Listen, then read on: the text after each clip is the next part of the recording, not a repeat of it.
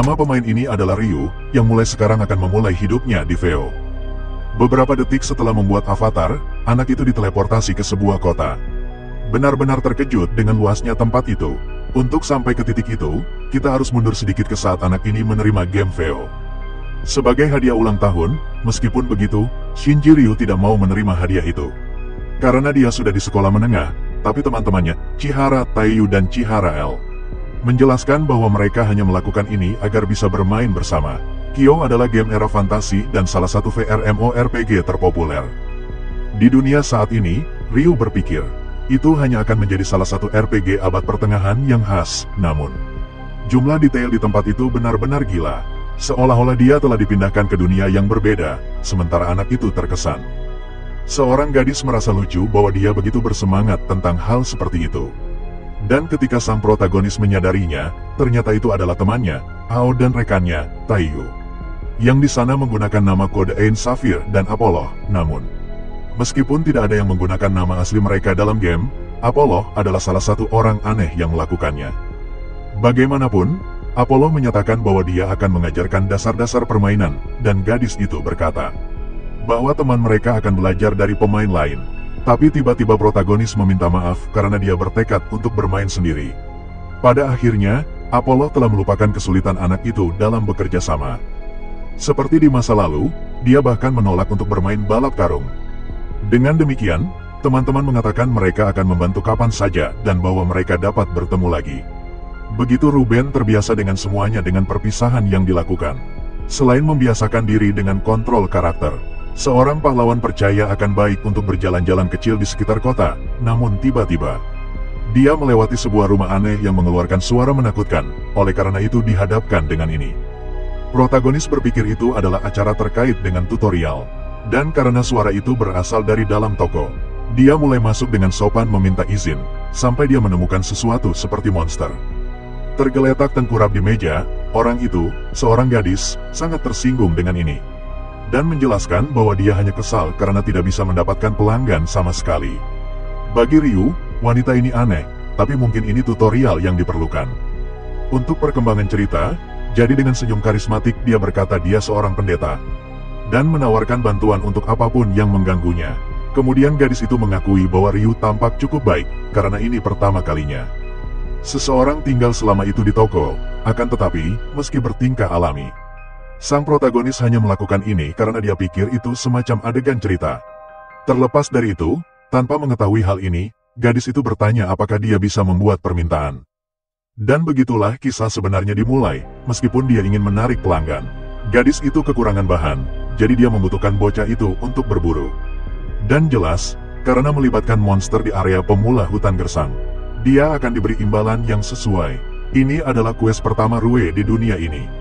Dan juga akan menjadi pertempuran pertamanya, tetapi saat harus menunggu lama, sekelompok serigala hitam muncul. Bahan-bahan yang dibutuhkan dapat dikumpulkan dari mereka semua, yang sangat mirip dengan dunia nyata. Dalam kasus ini protagonis menyerbu maju. Bersemangat dengan pikiran bahwa pertempuran juga pasti sama menyenangkannya, tak terduga. Bahkan sebagai pemula, bocah itu berhasil mempermalukan para serigala. Memperlakukan kerugian itu seolah-olah bukan apa-apa, sampai tak lama kemudian, sang protagonis duduk di atas tumpukan monster yang dikalahkan untuk memeriksa hadiahnya sejauh ini. Bocah itu telah mengalahkan sekitar 30 hingga 40 dari mereka, termasuk yang berlari ke arahnya belakangan. Dan dia sudah mengumpulkan sebagian besar bahan, tetapi item taring serigala hitam, yang bahkan tidak langka, masih belum didapatkan. Karena hal ini, Ryu percaya dia mungkin telah mencampur adukan sesuatu, tapi tidak tahu apa masalahnya. Namun, dalam beberapa detik, sebuah ide muncul untuk mengklarifikasi sesuatu. Sampai sekarang bocah itu telah mengalahkan para monster dengan membidik kepala mereka, untuk menghancurkan mereka secepat mungkin. Oleh karena itu, ada kemungkinan taring itu hancur setiap kali dia mengalahkan mereka, yang sekali lagi sangat mirip dengan dunia nyata dengan teori ini dalam pikiran. Serigala lain datang menyerang bocah itu, tapi kali ini dia menghindar dan langsung mengunci monster itu dengan rear knuck choke. Dia meremas dengan tangannya hingga bar kesehatan serigala mencapai 0, memicu hadiah sistem. Sayangnya, kali ini teorinya terbukti. Akhirnya bocah itu mendapatkan item yang dia butuhkan. Rue benar-benar tak menyangka cara monster dikalahkan juga realistis. Karena itu, sekarang dia tahu metode yang tepat. Bocah itu jadi semangat. tahu bahwa para monster tak akan punya kesempatan lagi. Dari kejauhan, beberapa orang mulai ketakutan, karena pemain yang menghabisi semua monster itu adalah seorang pendeta, dan teorinya, seorang pendeta biasanya berada di belakang untuk mendukung pemain lain. Itulah kenapa pemandangan hero di tengah begitu banyak monster sangat mengerikan, seperti seorang bersak sejati setelah banyak bertarung. Protagonis mendapatkan skill seni bela diri. Bahkan setelah mendapatkan jumlah material yang dibutuhkan, dia sangat bersenang-senang. Hingga dia terus berburu selama 2 jam lagi, yang meningkatkan levelnya. Karena itu, dia sekarang percaya dia harus kembali ke kota dan mengunjungi toko material. Namun tiba-tiba Rue jatuh berlutut, tak bisa menggerakkan avatarnya lagi. Itu karena tingkat kekenyangannya mencapai batas minimum. Karena tidak makan apapun sampai sekarang, sungguh merepotkan. Akan tetapi, bocah itu tidak sendirian, karena tiba-tiba seorang gadis muncul di tempat kejadian. Dan menyadari situasi rumit protagonis, dia mendekat dan bertanya apakah dia baik-baik saja. Awalnya, sang hero bertanya-tanya siapa gadis ini, namun dia segera memberitahunya bahwa avatarnya tiba-tiba berhenti bergerak dan tingkat kekenyangannya sepertinya menjadi masalah. Jika itu masalahnya, gadis itu percaya dia bisa membantu, dan dengan cepat mulai mencari sesuatu di dalam tasnya, hingga dia menyerahkan sebuah nasi kepal untuk memuaskan rasa laparnya. Bagi sang hero, situasi gadis menyelamatkannya dengan onigiri, praktis seperti malaikat yang memberkatinya. Nama gadis ini adalah Ases, dan pekerjaan utamanya adalah produksi, mendapatkan pengalaman. Ketika dia memproduksi sesuatu seperti nasi kepal, yang cukup nyaman, riuh untuk bagiannya. Mulai makan seperti orang kelaparan, hingga gadis itu tertawa dan berkata, dia masih punya banyak lagi jika dia butuh, yang membuat pahlawan itu terharu karena selain cantik, Ash juga baik hati, seperti Dewi sejati. Pokoknya, setelah kenyangnya pulih, dan Ryu berterima kasih padanya atas makanannya, karena dia pasti sudah tertangkap monster. Jika dia tetap di sana. Selain itu, pahlawan itu membungkuk dan berkata dia takkan pernah melupakan bantuan ini, dan meminta untuk membalas budi pada Ash. Sebagai balasan, dia mencoba mengatakan bahwa imbalan tidak perlu. Tapi tiba-tiba dia memikirkan sesuatu, jadi meskipun sedikit canggung, dia memutuskan untuk mengajukan permintaan. Apa yang dia inginkan adalah cara untuk memeriksa tingkat penyelesaian bahan makanannya. Singkatnya, ini sebenarnya uji rasa, seperti membiarkan pemain lain mencoba makanan yang dia buat untuk menerima evaluasi. Jika dia menerima peringkat bagus dari pemain, dia bisa mendapatkan poin pengalaman. Ini langsung terlihat oleh protagonis, karena sistem membuka jendela untuk mengevaluasi makanan dari tadi. Sejujurnya, Ash juga baru mulai memainkan game ini dan tidak bisa meminta bantuan teman. Oleh karena itu, dia berkata bahwa jika itu terlalu merepotkan, dia tidak masalah jika diabaikan.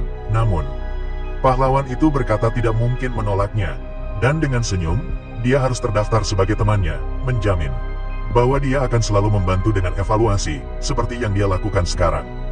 Dengan onigiri, hingga kebahagiaan gadis itu. Demikianlah, protagonis, sesi bermain game hariannya, akhirnya berakhir tepat setelah kembali ke dunia nyata. Teman-temannya berteriak mengatakan tidak ada quest tutorial di kota awal. Mengabaikan itu, protagonis itu berkata dia juga bertemu dengan orang yang sangat baik. Namun sekarang, dia bisa mengartikan apa yang dimaksud teman-temannya tentang tidak adanya quest tutorial. Pada akhirnya, dia juga berpikir itu terlalu berlebihan untuk quest pemula. Kemudian Al memberikan sudut pandangnya. Sangat yakin itu mungkin quest tersembunyi, yang membuat semua orang sangat penasaran. Taiyu, giliran dia, menjadi bersemangat karena jika itu masalahnya, itu akan menjadi sesuatu yang luar biasa. Quest tersembunyi hanya bisa ditantang oleh orang pertama yang menemukannya. Dan orang itu harus mendapatkan item khusus. Dan sekarang pahlawan itu memikirkannya. Penjaga toko mengatakan sesuatu yang mirip dengan itu. Setelah mengumpulkan jumlah item yang diperlukan, sang protagonis kembali ke toko. Dan di sana, gadis itu sangat berterima kasih padanya karena sekarang dengan semua bahan itu, dia bisa membalikkan keadaan. Dengan begitu quest pertama protagonis berhasil diselesaikan, yang membuatnya sangat bahagia. Tapi tiba-tiba, dengan mengatakan bahwa kebutuhan sebelumnya hanya untuk membuat tokonya kembali berfungsi, gadis itu menyarankan agar dia bisa mengumpulkan lebih banyak, supaya dia bisa membuat buku skill yang dipersonalisasi untuk Ryu, Lo. Dan karena wajahnya terlihat sangat rupawan, sang pahlawan langsung menerima tanpa pikir panjang. Karena wajahnya tampak jauh lebih cantik dari sebelumnya, Ryu baru sekarang mengerti apa artinya itu, jadi Taeyong bilang itu side quest. Dan memuji sang pahlawan karena menemukan hal seperti itu di hari pertamanya. Tapi sekali lagi, dia lupa apa yang terjadi ketika kamu memuji. Seseorang seindividualistis pahlawan ini, ampun. Tius sedikit terkejut dengan ekspresi bocah itu, tapi aku sudah terbiasa kok. Karena itu adalah sesuatu yang selalu dia lakukan ketika dia menikmati permainan nanti. Sudah kembali di dunia fantasi game ini rupanya. Bahan-bahan berikutnya yang dibutuhkan untuk penjaga toko akan didapatkan dengan berburu goblin. Tapi bukan hanya goblin, juga hobgoblin dan yang terkuat dari mereka, Jenderal Goblin rupanya. Sang pahlawan akan bisa mendapatkan semua bahan ini dengan mengalahkan para monster. Dan hanya karena itu, bahkan ketika menghadapi pasukan, dia bersemangat untuk memburu mereka semua sekaligus. Sudah dimulai dengan tendangan ke wajah salah satu goblin tanpa ampun. Diikuti dengan tebasan yang tepat ke hobgoblin, akhirnya setelah mengalahkan monster. Hingga tingkat goblin menengah, sang pahlawan berdiri di depan sang jenderal. Dan tanpa berpikir panjang, dia menyerbu dengan percaya diri bahwa dia akan dengan mudah mengalahkan monster itu. Beberapa waktu kemudian, Asus sepertinya dalam masalah karena seorang pria muncul mengintimidasi dia. Dan hanya dengan melihat betapa tidak nyamannya temannya, seorang pahlawan praktis gemetar karena marah. Pria yang sama bersikeras untuk pergi ke suatu tempat dengannya. Tapi gadis itu jelas tidak mau. Meskipun begitu, pria itu membuktikan menjadi lebih buruk dengan mencoba menyentuhnya. Sampai pada detik terakhir lengannya diraih, membuat semua orang terkejut. Dan orang yang bertanggung jawab adalah si protagonis yang menyuruh si pengganggu berhenti membuat temannya tidak nyaman.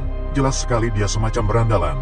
Orang itu menarik protagonis untuk menghadapinya, lalu merasa lucu. Sang pahlawan meminta orang itu untuk tenang dan dengan wajah menakutkan.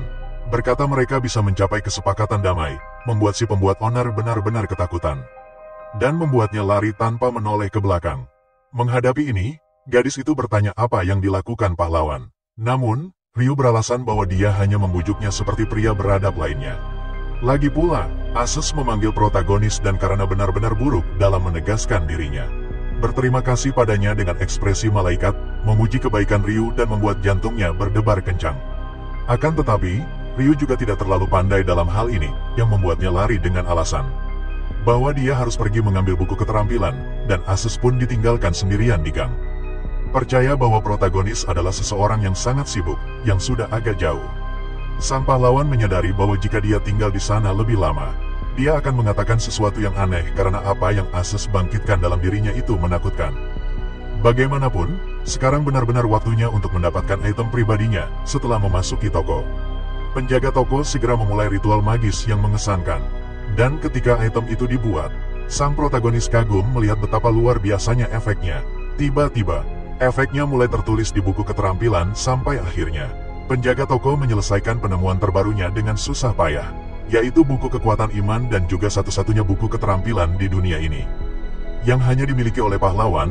Dengan demikian sang protagonis dengan tulus berterima kasih padanya atas hadiah itu. Namun, gadis itu berkata bahwa dialah yang harus berterima kasih, karena dia mendapat kesempatan untuk memulai kembali bisnisnya dengan itu. Sang protagonis pergi untuk menguji kekuatan buku itu pada monster-monster lapangan. Dan di sana dia bertanya-tanya jenis monster apa yang berdiam di sana, berharap menemukan beberapa yang kuat. Akan tetapi, sang protagonis tidak perlu menunggu lama. Karena seseorang telah datang untuk menyambutnya, seseorang itu adalah kelabang raksasa.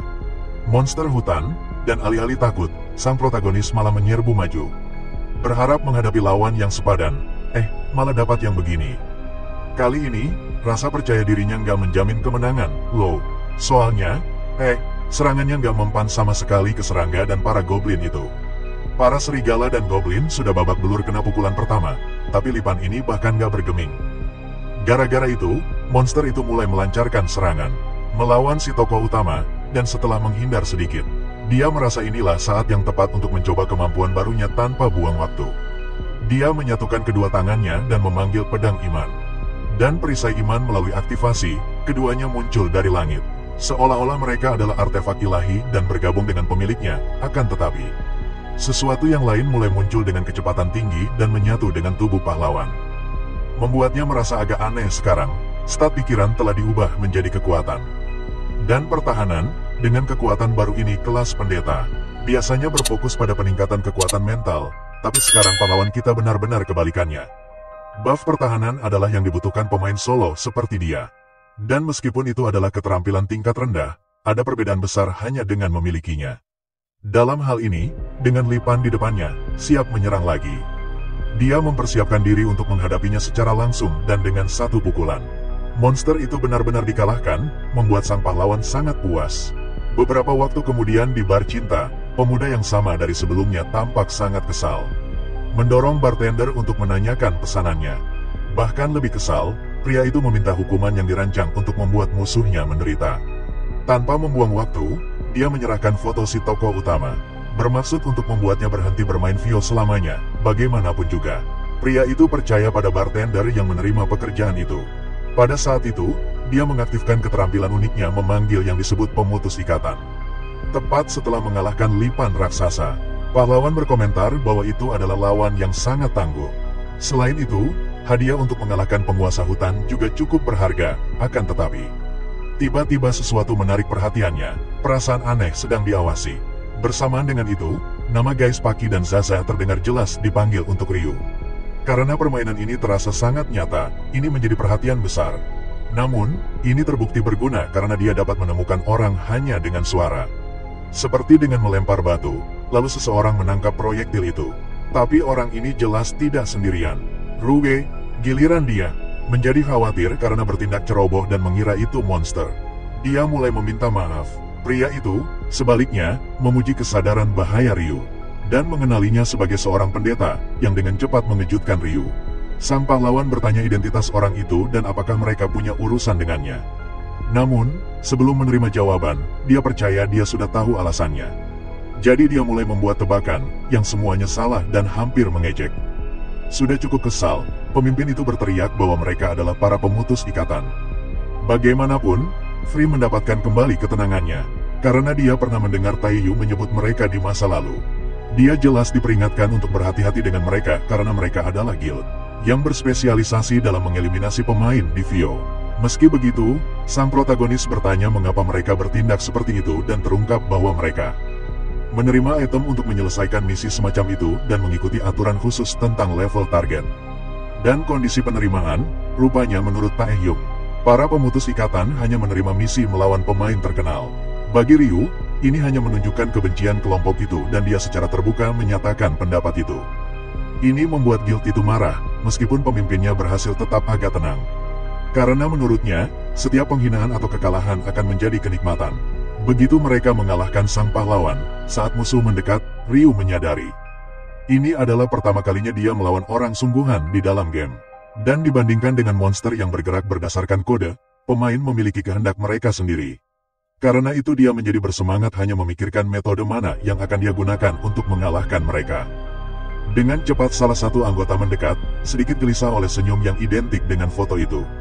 Tapi percaya dia akan menang dengan mudah, dia mulai menyerang dengan berbagai cara. Tetap saja, meleset setiap serangan. Ryu menghindari semuanya, berpikir akan menyakitkan jika terkena. Tapi dia bilang takkan tersentuh meski mereka mencoba, membuat para bertudung itu makin berang. Sekarang, dengan penuh amarah, salah satu dari mereka menggunakan semua kekuatan sihirnya untuk membakar segalanya. Namun, dengan deklarasi seperti itu, sang pahlawan malah menganggap situasi ini lucu saja. Karena tak ada lagi yang perlu ditunggu, sang protagonis pun menyerbu maju. Tanpa sadar, dia bisa menghancurkan mereka semua tanpa ampun sebagai balasan. Para pembunuh itu mencoba berkoordinasi dan mengepungnya, tapi sang pahlawan berkata bahwa justru tingkah laku inilah yang membuat mereka sangat tidak efektif. Ryu memanggil item pendetanya, dan untuk mengakhiri pertempuran sekali dan untuk selamanya, dia menghilang, membuat si bertudung mencarinya. Namun, saat mereka menemukannya, situasinya menjadi lebih buruk lagi. Sebuah pohon raksasa mulai tumbang menimpa semua orang, dan karena penilaian yang buruk, mereka lari tepat ke satu-satunya arah tanpa jalan keluar, remuk tertimpa batang pohon. Dengan sangat strategis, sang protagonis melenyapkan semua anak buah. Dengan satu serangan saja, namun pemimpin mereka melihat ini sebagai hal yang bagus. Karena dia ingin mengalahkan sang pahlawan dengan tangannya sendiri yang meluap dengan energi. Dia meminta bocah itu mengucapkan kata-kata terakhirnya, tapi pertarungannya bahkan tak diperlihatkan. Karena dia dikalahkan dengan cara yang lebih memalukan daripada yang lain. Tanpa musuh tersisa, Ryu mulai menghadapi pria itu, yang tak pernah membayangkan akan berakhir seperti ini, tapi dia benar-benar mengharapkan lebih dari mereka. Karena bahkan si kelabang pun lebih kuat. Ngomong-ngomong, kami sudah menanyakan nama orangnya yang memerintahkan pembunuhan itu, tapi sang pemimpin bilang bahwa moto guild mereka adalah menyelesaikan pekerjaan. terlepas dari apa yang harus dilakukan, dan kemudian tiba-tiba, dia mengeluarkan bola bercahaya dari jubahnya yang dalam hitungan detik mulai bersinar beberapa kali lebih terang hingga bocah itu diteleportasi ke tempat yang sama sekali berbeda, tanpa tahu di mana dia berada. Dan di tempat itu, jumlah monsternya lebih banyak dari yang pernah dilihat sang pahlawan. Membuatnya semakin bingung daripada sebelumnya, tanpa perlu berpikir panjang. Sang pahlawan mengerti bahwa dia diteleportasi ke lokasi seorang bos. Di atas levelnya, ini benar-benar taktik yang sangat kotor, karena bocah itu tahu, tanpa perlu mengecek jendela status mereka sekalipun, bahwa kekuatan dan jumlah mereka setidaknya 5 level lebih tinggi. Tapi masalah terbesarnya adalah, apakah monster di balik para binatang buas kecil itu adalah serigala iblis merah level 35? Dia jelas bos tipe serigala paling berbahaya, bahkan dibandingkan bos lain yang pernah dihadapi. Akan tetapi, bukannya takut, sang pahlawan malah jadi bersemangat. Siap berterima kasih pada para pemata hati ini atas kesempatan mengalahkan begitu banyak monster kuat. Tanpa buang waktu, sang pahlawan mulai dengan melempar senjatanya ke arah goblin dan menghancurkan monster kumbang dengan tendangan. Awalnya, dia memang tertekan. Tapi bocah ini berpikir, segini doang mah, kecil. Sejauh ini ada monster tipe binatang buas, bersama dengan tipe humanoid dan akhirnya tipe serangga. Sebelum bos ini, monster-monster ini dari tipe yang sama. Dia sudah mengalahkan mereka, dan meskipun mereka lebih kuat, metodenya tampaknya sama saja. Sambil menghindari serangan monster, protagonis bisa memanfaatkan celah untuk secara tepat mengenai titik lemah mereka. Karena itu, binatang-binatang buas ini akhirnya agak mengecewakan. Tidak terlalu jadi masalah meskipun level mereka tinggi pada akhirnya. Masalah sebenarnya adalah lingkaran sihir di tempat ini. Bahkan setelah mengalahkan semua monster lemah itu, jumlah mereka terus meningkat, membuatnya mustahil untuk mencapai bos. Selain itu, sambil menguap, jelas bos itu bahkan sedikit bosan. Jadi, gemetar karena marah, sang pahlawan bertekad untuk menghancurkan lingkaran-lingkaran itu berkeping-keping. Sekali lagi memanggil senjatanya, berpikir dia mungkin akan menakuti teman-temannya jika mereka tahu. Reed memutuskan untuk menyembunyikan fakta bahwa dia memiliki tongkat kerajaan kedua, dan segera mulai dengan cepat mengalahkan semua monster kecil yang muncul di depannya. Maka, dia semakin dekat ke lingkaran sihir yang memunculkan monster sampai dia menyerbu masuk. Siap mengucapkan selamat tinggal pada benda menyebalkan itu, menghancurkan semua generator monster menjadi berkeping-keping dan menjadi satu-satunya yang tersisa. Berdiri di medan perang di antara musuh-musuh sekunder, sangat bangga dengan pencapaiannya. Sekarang satu-satunya hal yang tersisa untuk pahlawan kita adalah menghadapi musuh terkuat di area ini, yang dengan cepat bangkit berdiri untuk menghabisi protagonis. Menghadapi hal itu, dia mengejek fakta bahwa dia akhirnya berdiri sambil meminta monster itu untuk tidak mengecewakannya. Dan tampaknya memahami provokasi itu, monster itu melolong menghasilkan suara getaran yang bahkan mulai meretakkan tanah. Rasa sakit di telinga si protagonis ini sungguh nyata. Jadi, dia pikir para pengembang benar-benar idiot. Lagi pula, pendengaran bukan satu-satunya masalah, karena saat distorsi terjadi, monster itu menyerbu dari pertarungan elit, meluncurkan protagonis, hingga dia menabrak batu besar dengan punggungnya, membuatnya terluka parah. Semua kekuatan itu, dikombinasikan dengan kecepatan, menyebabkan protagonis kehilangan hampir 8% HP-nya. Jadi, dia mulai menyembuhkan diri untuk bisa bangkit kembali, akan tetapi, monster itu sepertinya tidak mau membiarkan sang pahlawan beristirahat barang sejenak pun. Dan meskipun ini hanya permainan, kau bisa merasakan intimidasi dari si bos. Bahkan sulit untuk bernapas. Meskipun demikian, sambil memikirkan apa yang harus dia lakukan, tawa meledak dari wajah pahlawan kita, karena ini benar-benar pertama kalinya. Dia merasa begitu bersemangat memainkan game ini. Dengan cepat, senjata pendeta dipanggil, dan semua jenis atribut sihir dilepaskan. Melalui sihir, meningkatkan statistik protagonis ke tingkat yang belum pernah terlihat sebelumnya. Dengan kekuatan yang meluap melalui tubuhnya, akhirnya tiba saatnya untuk menghabisi anak anjing kecil ini. Kembali di dunia nyata, di suatu tempat, orang-orang berkomentar bahwa kencan yang telah lama ditunggu-tunggu adalah hari ini, lebih tepatnya Taehyung menyebutkan bahwa malam ini adalah malam bulan merah, dan bertanya pada Ayo apakah dia pernah berpartisipasi. Sebagai tanggapan, gadis itu berkata ya, tetapi menghadapi lebih dari 100 monster 15 level di atasnya menjadi mustahil baginya. Hanya orang gila yang akan menjerumuskan diri ke dalam kekacauan seperti itu, dan bagi Taehyung, itulah yang terjadi pada sang pahlawan. Namun, gadis itu percaya itu terlalu berlebihan bahkan untuknya. Dan bagaimanapun, perhatian Taehyung beralih saat dia menyadari dia memenangkan hadiah. Dari stik es krim, kembali di game, gelombang energi dilepaskan dari protagonis. Senjata beradu dengan cakar serigala, dan tepat setelah serangan pertama, mereka berdua mundur. Menghadapi itu, Ryu terkesan dengan jumlah kekuatan yang dikemas dalam serangan monster itu, dan di depan bocah itu, intimidasi yang ditunjukkan serigala dalam pertempuran tumbuh semakin kuat. Oleh karena itu, melakukan hal yang sama seperti biasa, mengeksploitasi kelemahan selama celah.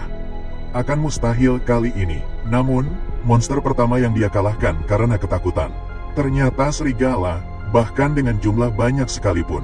Sang pahlawan mengalahkan mereka semua sambil tersenyum.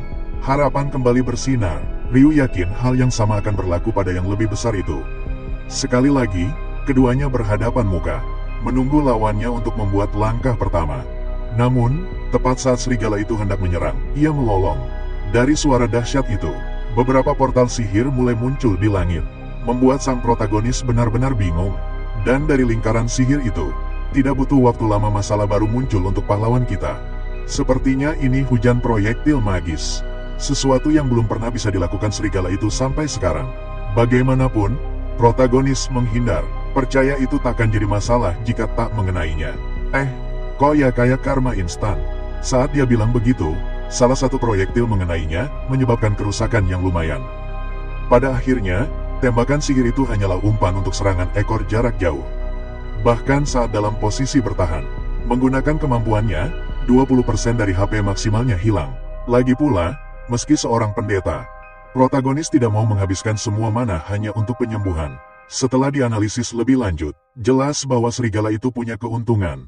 Jadi, jika kelemahannya tidak dieksploitasi, ini tidak akan berhasil. Sekali lagi, pahlawan memanggil tongkatnya dan menyerbu dengan kecepatan tinggi untuk menghancurkan monster, mengincar kaki kanan serigala yang entah bagaimana posisinya pas banget. Tentu saja, hujan tembakan sihir pasti juga memengaruhi makhluk hidup lain. Oleh karena itu, strateginya sekarang adalah berada di bawah serigala untuk menggunakannya sebagai perisai. Dengan cara ini, pahlawan menghilangkan keuntungan serangan jarak jauh dan juga mengurangi jangkauan ekor. Dalam kasus ini, tidak diragukan lagi bahwa satu-satunya metode menyerang adalah dengan salah satu cakarnya. Dan saat cakar kanan diangkat, kaki kiri belakang menjadi titik lemah terbesar monster itu. Dengan demikian, pukulan sukses pertama diberikan oleh pahlawan kita. Dengan itu, monster tidak bisa lagi menggunakan cakarnya. Bahkan jika ia melompat menjauh, itu tidak lagi menjadi masalah. Terutama karena dengan keuntungan itu, protagonis mengambil kesempatan untuk mendaratkan lebih banyak serangan. Dan begitulah, salah satu kaki penopang serigala menjadi benar-benar tidak berguna. Dari luka-luka itu dan dengan rencananya yang berjalan, yang tersisa sekarang adalah menghabisi monster itu dengan serangan terakhirnya. Begitulah adanya. Aura protagonis mengalir di setiap sudut, sementara musuhnya akhirnya mendekati kekalahan. Sekarang kurang dari 10% HP total si biadab itu tersisa. Jadi, kau menerjang maju dengan keserakahan yang luar biasa. Tapi justru pada saat itulah, bulan sabit di dahi monster itu mulai bersinar, seperti matahari sungguhan yang menerangi segalanya, dan kepercayaan diri si protagonis goyah. Makhluk baru muncul di medan perang, bahkan lebih kuat dari sebelumnya. Inilah wujud kedua dari bos serigala iblis merah. Dengan evolusi baru ini, ukuran monster itu praktis 2 kali lipat. Jadi, pahlawan kita menelan semua harga dirinya tadi. Saat ini, kaki kanan yang hancur itu pulih sepenuhnya. Dan kali ini, cakarnya bahkan tampak diperkuat. Tapi bukan hanya penampilannya yang berubah, statistik dan kemampuannya juga. Sebelum menyerang, serigala itu berjongkok di tanah dan mulai melingkar dengan cara yang menakutkan, hingga menggunakan tubuhnya seperti pegas untuk propulsi. Ia menerjang dan berhasil menggigit protagonis, mencabik-cabik sebagian dari dirinya. Semua itu sangat berbeda bagi pahlawan kita. Melihat lengan jauh dari tubuhnya adalah sesuatu yang menyebabkan kejutan yang luar biasa. Ampun, dengan semua kecepatan itu, bahkan menghindari dampak langsung, kehilangan HP pahlawan kita tidak nyata. Tanpa berpikir 2 kali, Ryu berlari secepat yang dia bisa. Sambil menggunakan seluruh energinya untuk menyembuhkan dirinya sendiri, dia bisa merasakan level mananya rendah. Tapi pertama-tama dia perlu mendapatkan jarak untuk menilai kembali, sesuatu yang tidak akan diizinkan oleh monster itu dengan mudah. Sekarang agak jauh, monster itu tiba-tiba menghentikan pengejaran karena suatu alasan. Ryu, pada gilirannya, berpikir bahwa jika itu hujan tembakan sihir lagi, itu tidak akan mengenainya. Namun tiba-tiba, energi mulai bersinar dari mulut monster itu. segera membuat pahlawan kita mengerti apa yang akan datang.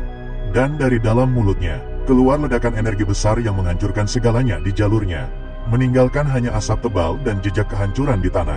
Semua kemampuan yang berbeda ini sudah membuat si protagonis putus asa. Dan yang lebih dari segalanya, bocah itu sangat kesal malam ini. Bocah itu mulai menganggap permainan ini buruk dan tidak masuk akal.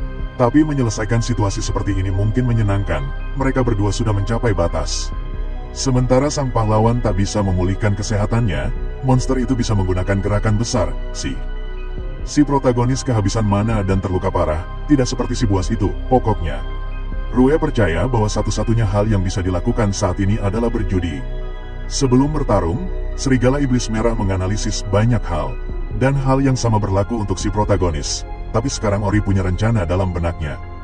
Ryu bergerak untuk menghabisi anak anjing kecilnya sekali dan untuk selamanya, pasti. Mendekat ke kemampuan mengerikan itu memang susah. Tapi itu perlu untuk menciptakan celah baru pada saat yang tepat itu. Kesempatan akhirnya muncul untuk pahlawan kita karena monster itu mulai mengisi daya. Serangan jarak jauh lainnya, yaitu ledakan energi dari mulut, yang benar-benar menghancurkan segala sesuatu di depannya, tapi bahkan dengan statistik yang ditingkatkan itu.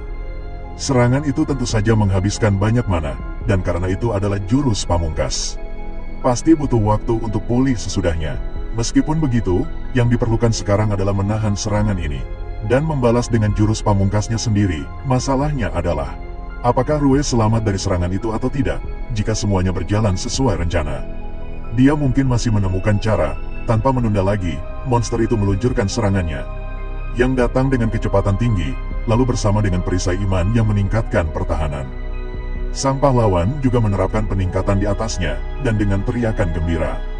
Dia mengaktifkan kemampuan regenerasinya, tak terhindarkan, serangan monster itu mengenai si protagonis. Dan serigala iblis merah menunggu debu mengendap. Namun, ia tak perlu menunggu lama untuk sebuah pertanda. Karena tiba-tiba sesuatu muncul dari asap, menampakkan diri sebagai pahlawan kita. Ryu menunjukkan ejekannya pada tingkat tertinggi yang mungkin karena masih hidup. Dia meningkatkan statistik pertahanannya dengan perisai iman, dan menumpuknya dengan peningkatan pertahanan sambil menggunakan generasi untuk memulihkan diri. Kemampuan terakhir itu memulihkan sebagian kecil HP per detik, sehingga perlu bertahan dan melampaui serangan itu. Sambil meminimalkan kerusakan, Ryu berteriak bahwa inilah cara seorang pendeta sejati bertarung. Tanpa buang waktu, bocah itu menggunakan booster peningkatan, diikuti oleh kekuatan ledakan, dan dengan itu serangan terakhirnya terisi, dan siap menyerang musuh. Kemudian pukulan itu akhirnya mendarat, dan dengan serangan yang ditingkatkan ini, protagonis akhirnya berhasil menghabisi iblis merah. Serigala dengan penaklukan total, sebuah pesan sistem muncul mengucapkan selamat kepadanya. Dan tentu saja, atribut pahlawan meningkat bersama dengan bonus 300.000 koin. Plus, taring dan cakar serigala Scarlet. Terakhir, tingkat keterampilan pedang iman dan perisai iman juga meningkat, membuat pahlawan kita senang bukan kepalang. Baginya, punya uang sebanyak itu adalah kebahagiaan sejati. Namun, sang pahlawan tidak menikmati momen ini sendirian karena dari balik pohon. Seseorang telah merekam semuanya, dan tentu saja, sangat bersemangat, karena mereka baru saja menangkap peristiwa menarik. Dengan ratusan koin emas jatuh dari langit, pahlawan mulai merasa takut. Sungguh menakjubkan hadiahnya, dia yakin para patah hati akan sangat menyesalinya. Pahlawan juga tertarik dengan hadiah lainnya, tetapi karena dia lelah, dia akan keluar hari ini dan kembali ke dunia nyata di rumahnya nanti. Teman-teman sang pahlawan bersikeras agar dia bangun dengan cepat. Yang menyebabkan protagonis terbangun dengan kaget, masih tidak mengerti apa yang terjadi. Kau bertanya soal sarapan, tapi Taehyung berteriak bahwa mereka tidak akan mengganggunya hanya untuk hal seperti itu. Justru, mereka sangat bersemangat tentang pencapaian yang telah protagonis raih. Yang jelas masih belum dia mengerti. Beberapa menit kemudian, kembali di dunia game, saat ini sang pahlawan muncul di lobi. Dia melihat suasana yang sama sekali berbeda yang membuatnya bertanya-tanya apa yang terjadi. Dengan cepat Asus muncul menyapa temannya dengan ekspresi manis seperti biasanya. Ryu kemudian berkata dia senang melihat seseorang yang dia kenal, tetapi bertanya apa yang terjadi dengan semua orang. Sangat gembira, gadis itu berkata itu karena video dari kemarin, di mana sang pahlawan sangat luar biasa, dan karena dia bahkan belum melihat videonya, gadis itu memutuskan untuk menunjukkannya padanya sekarang dalam video. Bahkan diperlihatkan pahlawan itu mengejek anjing kecil yang muncul secara mengejutkan. Lalu, Asus menjelaskan bahwa seseorang dengan pekerjaan reporter Merekam adegan itu, yang menjadikannya topik populer, sehingga sang pahlawan akhirnya paham. Kenapa teman-temannya bertingkah aneh di pagi hari, bukannya senang. Rue merasa semua ini sangat memalukan karena melanggar privasinya. Tapi di sisi lain, Asus justru menganggapnya keren bagaimana anak itu terus berjuang. Bahkan setelah banyak pertempuran, dan lebih dari itu, maksudnya Rue itu luar biasa. Menyentuh perasaan terdalam sang pahlawan, omong-omong, sementara protagonisnya berpikir tentang ekspresi lucunya, gadis itu bertanya apakah dia keberatan pergi bersama ke kota kedua bernama Yuvale. Nah, karena sudah disebut, protagonisnya belum pernah ke sana dan bertanya kenapa, lalu sedikit malu. Asus menjawab bahwa dia fokus meningkatkan statistiknya. Namun, khawatir tentang monster di sepanjang jalan. Dan kesempatan untuk menghabiskan waktu dengan gadis itu adalah yang diinginkan pahlawan. Jadi, tanpa berpikir dua kali, diputuskan bahwa mereka akan berangkat besok. Sekali lagi, keluar dari game, kembali ke rumahnya. Pahlawan kita menyiapkan makan malam dengan semangat yang tidak biasa karenanya. Taehyung bertanya mengapa dia dalam suasana hati yang baik, karena protagonis biasanya pendiam. Namun, tidak seperti pria yang tertarik, sebuah piring dipecahkan dengan marah oleh El, yang menduga Ryu sedang menggoda gadis lain. Kalau begitu, Taehyung bertanya apakah dia benar-benar menggoda. Tapi pahlawan itu tidak berpikir demikian, lagi pula. Dia benar-benar tidak mengerti mengapa El begitu marah, mengubah topik, Taehyung kemudian meminta anak itu untuk setidaknya memahami satu hal, sebenarnya Aolah yang punya ide memberikan Veo sebagai hadiah ulang tahun. Dan sangat senang berpikir mereka akan bermain bersama. Pahlawan itu mengerti mengapa bahkan setelah memberinya game, dia sendirian sampai sekarang. Dan pada saat itu, dia juga memikirkan cara untuk memperbaiki keadaan di dalam game. Panah es ditembakkan ke sebuah batu yang pecah menjadi dua, itulah kekuatan Ella. Yang katanya hasil usahanya untuk berkembang. Awalnya si pahlawan minta bantuan karena dia menerima buku mantra sebagai hadiah, tapi mencapai level itu bakal susah. Apalagi, selama latihan sebelumnya, dia cuma bisa mengeluarkan satu tembakan sihir. Kalau begitu, Ao bertanya, bukankah lebih baik dia belajar dari gadis itu yang menciptakan keheningan di antara mereka, dan untuk memperbaikinya, si pahlawan berkata, dia akan memberikan buku keterampilan sihirnya sebagai hadiah. Jelas, keduanya mulai berdebat tentang itu. Karena meskipun dia sangat menginginkannya, itu didapatkan dengan susah payah. Tapi si protagonis bilang dia lebih suka menggunakan serangan fisik daripada sihir. Dan karena dia sangat menikmati permainannya, dia ingin memberikan buku itu sebagai ucapan terima kasih atas hadiahnya. Begitulah, setelah berpikir sejenak tentang apa yang terjadi, Ellie jadi sangat malu. Dan karena, secara teknis, tidak ada pilihan lain, dia memutuskan untuk menerimanya dengan senang hati. Dengan begitu, misi untuk menghibur temannya selesai. Dalam benak si pahlawan, jadi dia bilang dia pergi sekarang tapi akan kembali lagi nanti untuk bermain. Pada akhirnya, alasan dia pergi adalah karena aku terlalu imut untuk diajak bicara dengan benar. Tapi tepat setelah dia pergi, jadi jelas kalau gadis itu merasakan hal yang sama tentang Ryu. Keesokan harinya di depan jam pusat kota, si pahlawan terlihat mengetuk-ngetukkan kakinya dengan cemas. Itu karena masih ada 30 menit. Sampai waktu pertemuan pukul 2 siang, dan setelah hanya 1 menit berlalu, dia mengecek lagi untuk melihat berapa banyak waktu yang tersisa. Karena hari ini adalah hari dia akan menjadi pengawal Asus, dan mereka akan berjalan hanya berdua saja. Sesuatu yang sudah membuat pikiran si protagonis melayang-layang. Pokoknya, hanya 30 detik lagi yang berlalu, dan meskipun menakut-nakuti orang, dia meyakinkan dirinya sendiri bahwa dia tidak gugup. Jadi, tentu saja, para pemain mencoba untuk tidak terlalu menarik perhatian sampai tiba-tiba dari kejauhan seseorang memanggil protagonis kita, itu Asus yang berlari menghampiri sambil bertanya apakah dia terlambat. Tentu saja, si protagonis menjawab tidak, karena sebenarnya dia tiba terlalu cepat. Lalu, lebih malu dari sebelumnya, dia menjawab bahwa dia datang sekarang.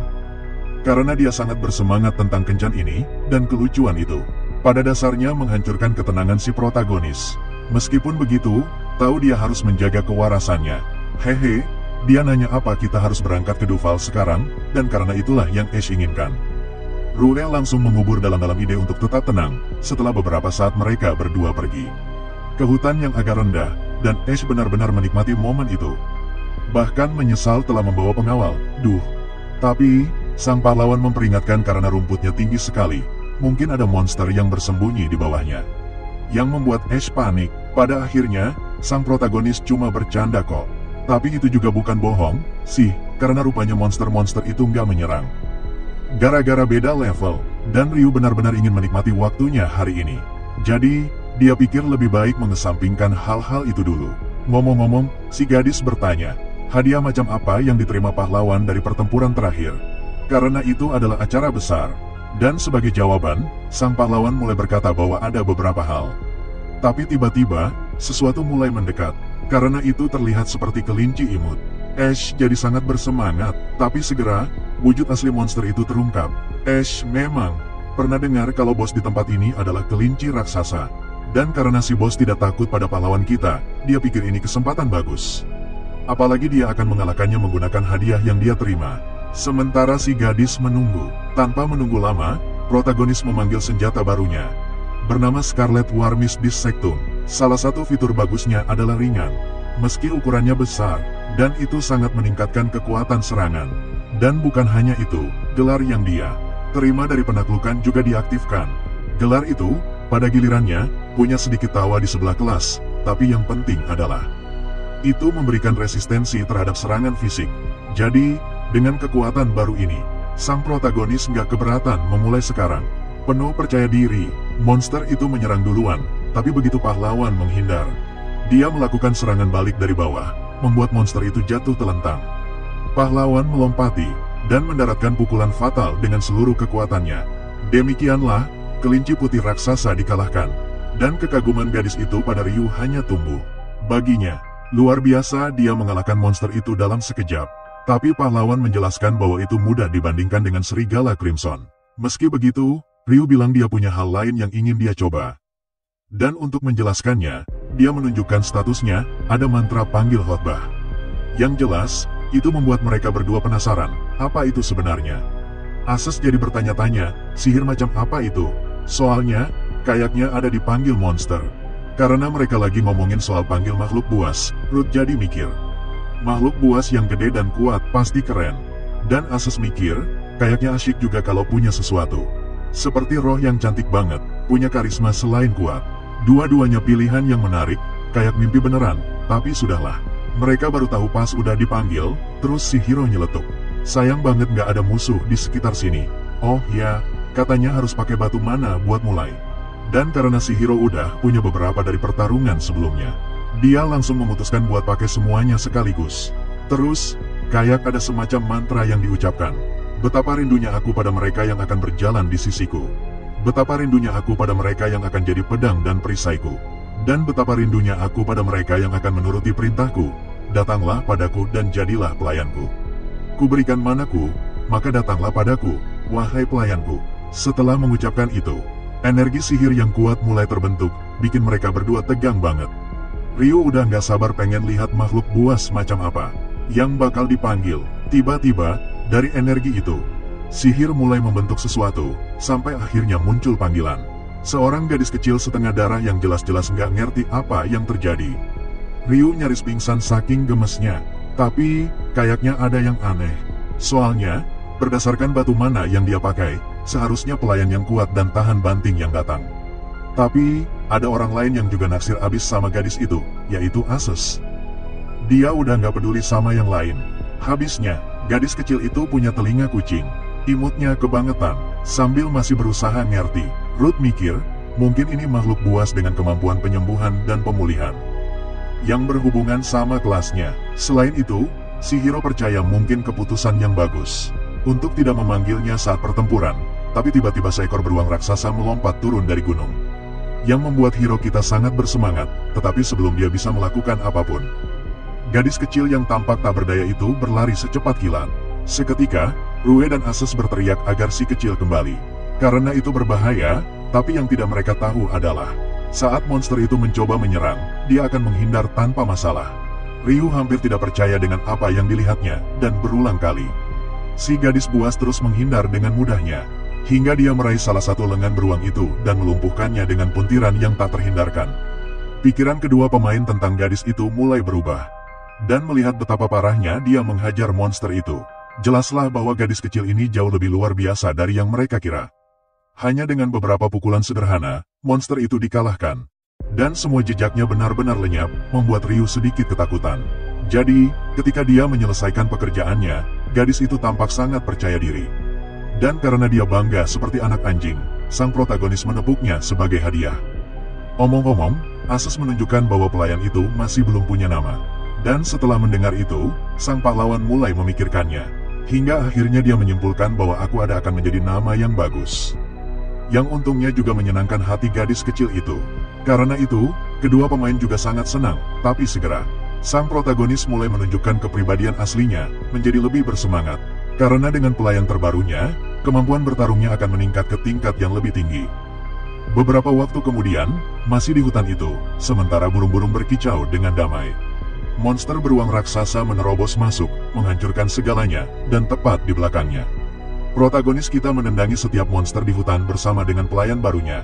Asus, untuk bagiannya, senang bahwa keduanya sangat mampu, tetapi juga bertanya, apakah benar-benar perlu menghancurkan seluruh hutan sebelum pergi? Sedikit malu. Kamu meminta maaf karena bertindak terlalu jauh, dan sekarang aku sudah terbiasa bertarung. Mereka bisa melanjutkan perjalanan, jadi kelompok itu berjalan sampai Asus melihat sesuatu yang menarik. Karena mereka akhirnya mencapai kota kedua, ini adalah kota Duville yang terkenal. Dan setelah mengamati segalanya, mulai dari pandai besi yang bekerja, kepada para pedagang senjata, sang pahlawan merasa semua ini luar biasa. Sepertinya ini kota para pengrajin. Asus setuju, tapi juga memperingatkan agar mereka berhati-hati, karena ada rumor tentang apa yang terjadi pada mereka yang bukan pengrajin, dan sebagai contoh. Seseorang muncul melemparkan seorang gadis jauh-jauh. Tiba-tiba, seorang random bertanya, apa pendapat pendeta tentang tongkatnya? Lalu dia menceritakan kisah yang panjang dan membosankan. Kemudian dia menawarkan barang itu kepada protagonis dengan diskon 30%. Tapi, belum selesai, orang lain muncul, berusaha menarik perhatian. Dan meskipun dia hanya mengenakan speedo, pria ini memasarkan produknya. Mengklaim bahwa itu lebih baik dari yang lain. Maka, si pria botak, si Ricardo Milos palsu, dan penyusup lain mulai berdebat untuk mendapatkan penjualan. Jadi, Asus menyelesaikan perkataannya dengan menjelaskan bahwa ketika seseorang yang bukan pembuat muncul di kota ini, hal-hal seperti ini terjadi. Tetap saja, dia bertanya apakah anak itu menemukan sesuatu yang menarik. Tapi untuk sekarang, dia lebih ingin melarikan diri daripada apapun. Beberapa waktu kemudian, ketiganya akhirnya berhasil melepaskan diri dari para penjual yang menyebalkan, tapi Asus tetap senang. Karena mereka berhasil tiba di sana tanpa masalah berkat protagonis. Dan tentang itu, sang pahlawan menolak untuk menerima pujian itu. Karena dia juga sangat menikmati perjalanan bersamanya, sampai sebuah kejutan menghantam pikirannya. Pahlawan kita hanya mengobrol santai dengan Asus, dan karena itu, dia meminta maaf 1000 kali. Namun, bukan berarti gadis itu tidak menyukainya, toh mereka teman. Jadi, Asus berkata dia akan mulai memanggil sang pahlawan Ryu mulai sekarang. Lagi pula, menggunakan gelar kehormatan mulai terasa agak aneh, tapi dengan kelucuan yang begitu besar. Pahlawan kita tidak bisa mengucapkan sepatah kata pun sebagai tanggapan, oleh karena itu, keduanya memutuskan untuk saling memanggil nama, menciptakan suasana tertentu. Sampai tiba-tiba suara yang sangat keras merusak segalanya karena itu menakutkan semua orang. Membuat para pemain masuk ke posisi siap bertempur tanpa terduga. Sebuah suara berkomentar bahwa telinga kucing mencerminkan emosi mereka. Dan lebih dari itu, memuji betapa hebatnya diriku. Jadi terkesan dengan kecantikan gadis itu. Seorang pria bertanya apakah dia bagian dari kelompok mereka berdua. Tapi bagaimanapun juga, dengan cahaya kemasan yang cemerlang, pria yang mengaku sebagai pahlawan. Katanya dia sudah bulat tekad, apalagi melihat kesempurnaan gadis itu. Nilai gadis itu langsung 100 juta di meteran penilaiannya, tambahan pula. Pria itu memperkenalkan diri dengan show-nya sendiri. Dengan cara yang berlebihan dan jelas memalukan. Dan dia tak lupa menekankan betapa dia menyukai gadis-gadis kecil yang imut. Namun, sungguh mengejutkan, presentasinya tidak disambut dengan antusias oleh yang lain. Justru sebaliknya, mereka bertiga yakin sedang berhadapan dengan orang gila. Menyadari dia agak kurang sopan, pria itu memperkenalkan diri sebagai Jato, pemimpin Court of Night Guild, dan karena tujuan guild adalah bertualang. Mencari gadis-gadis cantik, sang pemimpin tak bisa menahan diri setelah menemukan sosok sesempurna ini. Ngomong-ngomong, dia minta diberitahu rahasia berteman dengan orang seperti itu. Namun, sebelum dia sadar, kelompok itu sudah jauh dari sana. Ryu, sepintar itu, tak berpikir dua kali sebelum kabur dari orang gila. Namun, tak disangka, si aneh itu jauh lebih cepat dari mereka bertiga. Dan langsung muncul mengepung kelompok itu. Pokoknya, sampai rahasia itu terungkap. Jato bertekad mengikuti sang pahlawan sampai ujung dunia, yang membuat Ryu mengakui kemampuan pria itu, meski dia menjijikan. Rencana si tokoh utama adalah memanfaatkan gangguan itu untuk menghilang dari pandangannya. Tapi Gentle berhasil muncul dengan cepat, karena itu sang pahlawan mengerti bahwa jika dia meremehkan pemimpin guild, dia akan kalah, dan jika dia kalah, Ian pasti akan menghadapi nasib yang sangat buruk. Sebagai seorang pria, Ryu punya kewajiban mencegahnya, agar dia bisa menikmati game tanpa rasa bersalah. Lagi pula, bahkan Asus pun sudah jijik dengan pria ini, bahkan sedikit agresif. Dan tak disangka, ini membuat pemimpin guild merasa sedikit tersinggung. Jadi, sang pahlawan berpikir jika Jato sesensitif ini, mungkin mudah mengusirnya. Namun, orang gila ini malah menikmati dipermalukan oleh gadis itu. Lalu Asus menjadi murka, dan Ryu kehilangan semua harapan untuk menyelesaikan masalah dengan damai, bertekad menghentikan si mesum ini. Sang protagonis memanggil tongkatnya untuk bertarung, dan sebagai tanggapan, Gentle memperingatkan bahwa bocah itu sebaiknya tidak menggunakan metode itu, tapi sebelum pertarungan, dia masih memutuskan untuk melihat lebih dekat gadis kecil yang membuat Asus menjerit untuk sang protagonis. Sangat marah dengan segalanya, dia menyatakan bahwa dia akan melenyapkan cacing ini dari permainan. Namun, bahkan mencoba menyerang dengan semua yang dia punya, pemimpin guild itu berhasil menghindar dengan mudah. Dengan demikian, Gentle menyombongkan diri tentang seberapa cepat dia, mengatakan dia tidak akan terkena serangan yang begitu jelas. Terutama karena selama dia memiliki gerakan rahasia terakhirnya yang disebut manuver mesum. Dia akan terus menghindari segalanya. Setelah mengatakan itu, si gila itu kembali ke rencananya. Untuk mendekati gadis itu, bahkan lebih murka, sang pahlawan berteriak bahwa tuntutan Gentle semakin keterlaluan, dan karena sang protagonis memutuskan untuk tidak bekerja sama, pemimpin pengadilan ksatria itu bersiap untuk melakukan gerakan pertamanya. Gentle menggunakan serangan rahasianya yang disebut manuver mesum. Klon bayangan memenuhi gang dengan bayangannya dan membuat Asus benar-benar ketakutan bahwa mereka mungkin berurusan dengan penjahat sungguhan, yang Jabar konfirmasi dalam kasus itu. Ryu menyatakan bahwa dia akan memusnahkan semua klon pria itu sebelum mereka mendekati Iam. Namun, bahkan setelah beberapa kali mencoba, tidak ada serangan yang mengenai target, yang memastikan untuk mengejek mereka. Karena itu, Ryu mulai frustrasi, dan Asus menjadi lebih putus asa dari sebelumnya. Tetapi pada saat si gila itu mendekat, gadis buas itu mampu merasakan kehadiran musuh, dan sedetik sebelum dia bisa menyelesaikan rencananya, Iam berbalik dan menendang wajah pria itu dengan kuat, yang meskipun membuatnya pingsan. Justru itulah yang paling diinginkan oleh orang mesum ini, yang bisa dilihat dari kata-kata kepuasan. Dia menggumam tanpa sadar. Ryu sendiri terkesan karena sementara dia bahkan tidak bisa mengimbangi kecepatan Javel, pelayannya mengalahkannya. Oleh karena itu, menjadi jelas bagi sang pahlawan bahwa Iam dilahirkan untuk menutupi kelemahannya. Dan juga karena dia melakukan pekerjaan dengan baik, Ryu menghadiahinya dengan usapan kepala yang bagus. Ngomong-ngomong, sekarang mereka bisa kembali ke toko-toko pembuat, yang sangat melegakan bagi Ash setelah itu. Jadal dilaporkan atas perilakunya kepada atasannya dan akunnya diblokir. Beberapa waktu kemudian, para pemain akhirnya tiba di tempat yang Asus inginkan. Ini adalah pusat pembuat terbesar di VO yang disebut Bengkel Duville. Jadi tanpa berpikir dua kali, ketiganya memutuskan untuk masuk segera dan jika memungkinkan. Sang protagonis memiliki permintaan yang ingin diajukan kepada Asus, yang dia harap akan dia terima. Tapi tepat di belakangnya muncul seseorang yang sudah lama mencarinya. Dan tak lama kemudian, pria ini melapor pada atasannya bahwa dia melihat sang pahlawan di Bengkel Duval. Dengan penuh minat sang atasan menjawab, ini berarti benda itu ada di kota ini, dan justru karena itulah bos berpikir sebaiknya dia menyapa Ryu secara pribadi. Dari dalam bengkel, sementara para pandai besi bekerja dengan teliti, kelompok itu berjalan melewati, memperhatikan betapa fokusnya mereka semua, karena ini adalah bengkel terbesar di Duville. Dan semua orang membuat peralatan untuk digunakan dalam pertempuran. Kau selalu tahu game ini realistis, kan? Tapi dia tak pernah menyangka proses kerajinan akan terlalu berat untuk Asus. Ash mengingat saat dia meminta pendapat bocah itu tentang makanannya, karena ada juga bengkel khusus makanan di dekat sini. Dan jelas, gadis itu sangat ingin mengunjunginya. Tapi sang pahlawan tiba-tiba mulai memujinya dengan cara yang aneh, dan sebelum dia menyadarinya, dia tak lagi tahu bagaimana cara menyampaikan permintaan yang sudah ada di ujung lidahnya. Permintaan itu adalah agar Asus membuatkan baju zirah untuk sang pahlawan. Karena kau memperoleh Iam melalui batu serigala Crimson. Kau percaya bahwa baju zirah yang terbuat dari bahan yang sama juga akan luar biasa. Namun, Sang pahlawan berpikir permintaan ini pada dasarnya akan terasa seperti pengakuan. Jadi dia mencoba mencari cara untuk mengatakannya tanpa terdengar aneh, demi mengatasi masalah ini. Sang pahlawan bertanya apakah Ases berniat membuat senjata atau baju zirah. Karena dia ingin datang ke bengkel dengan senyum tulus, gadis itu menjawab ya.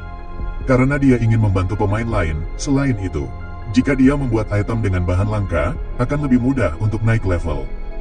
Jadi Ryu melihat ini sebagai kesempatan sempurna untuk bertindak, dan memanggil gadis itu tanpa berpikir dua kali, namun tiba-tiba sebuah suara mengganggunya.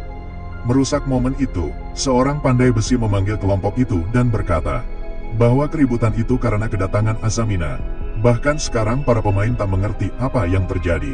Tapi para gadis di Torech muncul di gerbang, dan karena para penjaga juga ada di sana. Para pandai besi mulai khawatir, sementara pahlawan kita malah kebingungan. Apalagi patroli orang-orang ini semakin mendekat. Pertama, seorang bawahan berteriak untuk memanggil Ryu, sangat kesal dengan bagaimana acuhnya mereka memperlakukan bosnya, bak pelayan sungguhan. Dia memperkenalkan manajer dari guild kerajinan nomor 1. Dan saat dia berbalik agar dia bisa duduk, wanita cantik ini dari perusahaan paket layanan yang dikenal sebagai sumber karisma bernama Azamena, dan menghadapi semua itu, yang bisa dipikirkan Ryu hanyalah dia terus bertemu orang-orang aneh di kota ini, jadi dia bertanya, apakah orang itu membuat perkenalan konyol itu sendiri, atau diperintahkan? Yang jelas membuat semua orang sangat kesal, sampai harus dihentikan oleh pemimpin mereka sendiri. Lagi pula, dia agak menyukai kepribadian berani sang pahlawan. Tanpa basa-basi lagi, gadis itu menyapa pendeta, meminta maaf atas perilaku kasar bawahannya, tetapi yang dia inginkan hanyalah dibebaskan. Agar dia bisa segera pergi, merasakan perasaan itu, Amina berkata. Mereka juga tidak ingin membuang waktu di sana, jadi langsung ke intinya. Dia meminta barang dan material yang didapat anak itu dari Serigala Crimson. Agar dia bisa membuat baju besi untuknya, mengetahui itu, pahlawan mengerti betapa sulitnya membuat baju besi. Jika seorang pengrajin tingkat rendah mencoba bekerja dengan barang langka, hasilnya akan menjadi bencana. Namun, di dunia ini, itu bukan masalah baginya, karena dia adalah pembuat terbaik. Dan dapat menghasilkan baju besi dengan potensi maksimalnya.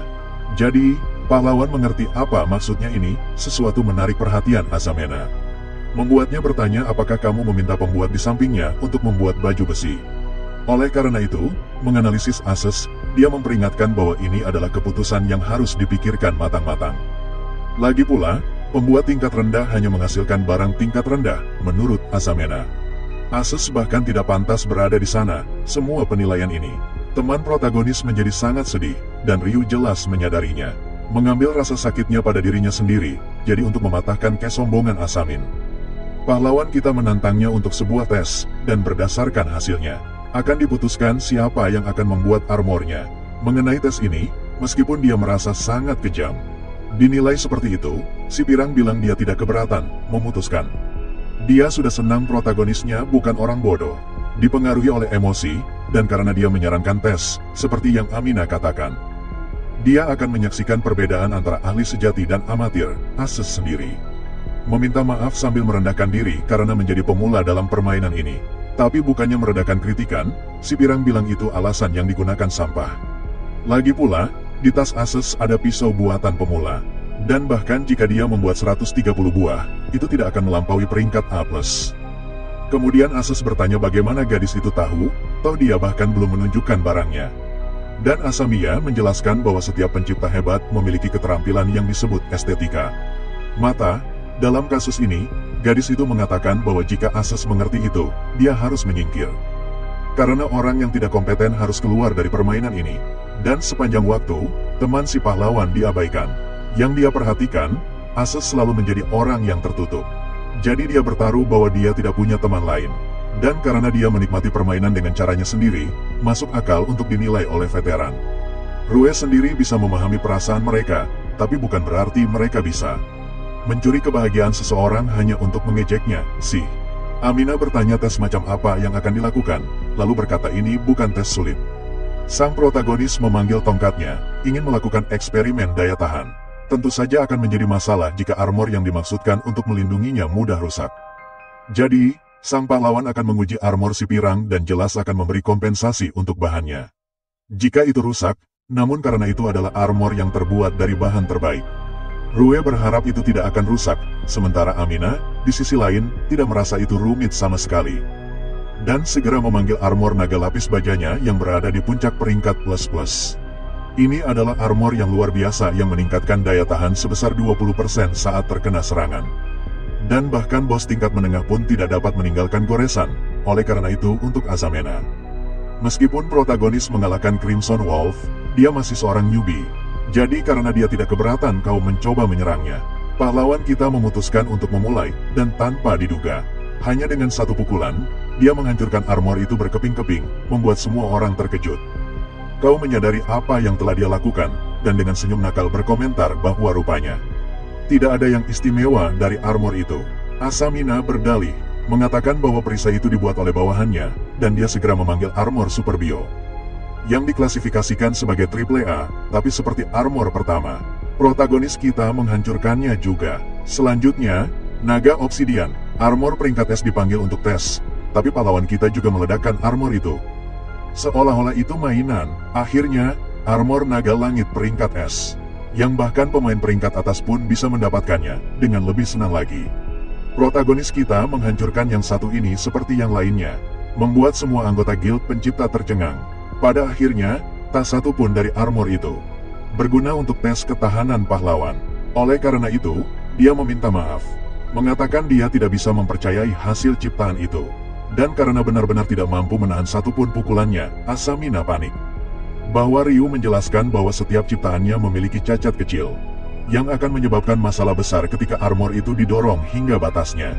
Namun, begitu armor buatan Ash diperlihatkan, meskipun level perlengkapannya rendah, itu sempurna, dan itulah mengapa Ryu lebih menyukai kreasi Ash yang lebih detail, dan lebih sesuai untuk membuat armornya.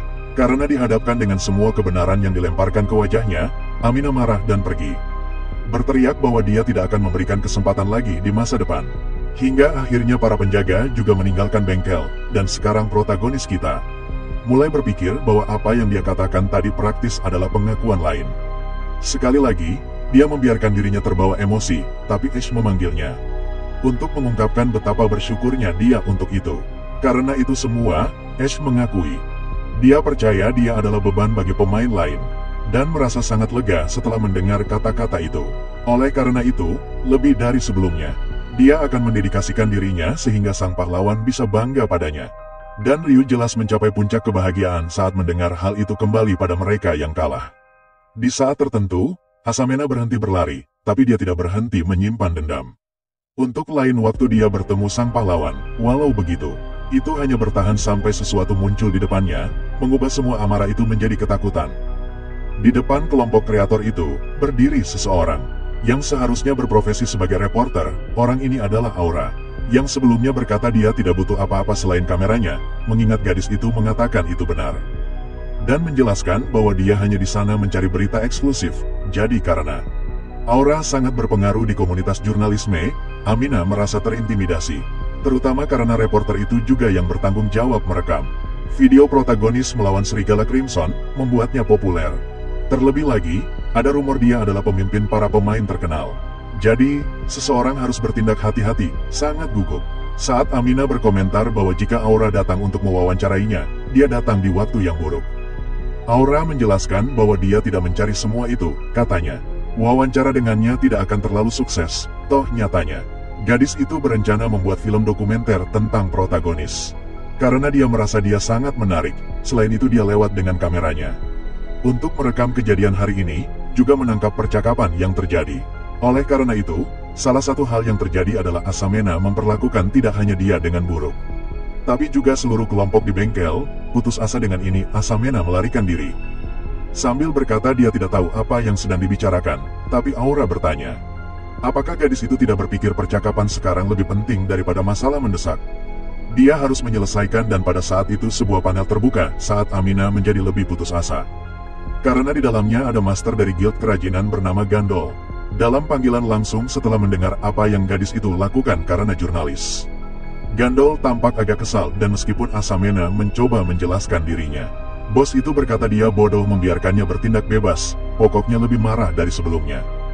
Dia memerintahkan gadis itu untuk segera datang ke guild, menakutinya sampai batasnya. Jadi, Aura berpikir mereka benar-benar seharusnya tidak main-main dengan pahlawan kita, bagaimanapun juga.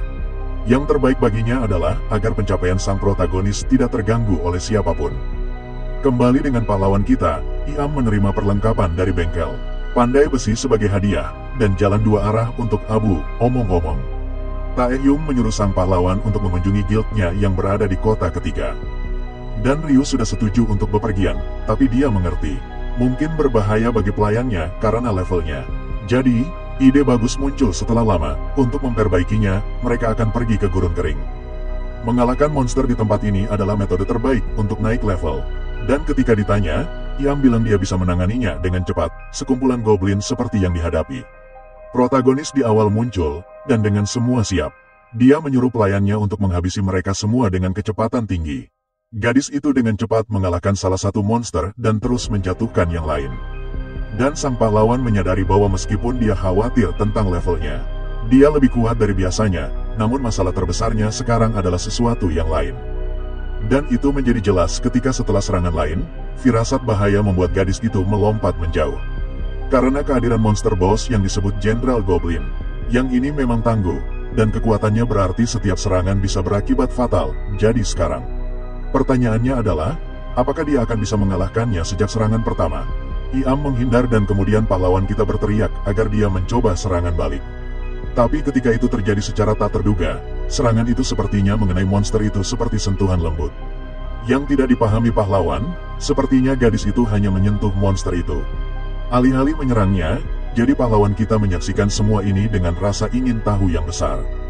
Ingin tahu apa yang Iam rencanakan, menggunakan kecepatannya sebagai keunggulan. Gadis itu terus menyentuh monster itu, dan sang pahlawan masih tidak mengerti. Sepertinya dia sedang menunggu kesempatan, tapi alasan sentuhan itu masih belum jelas.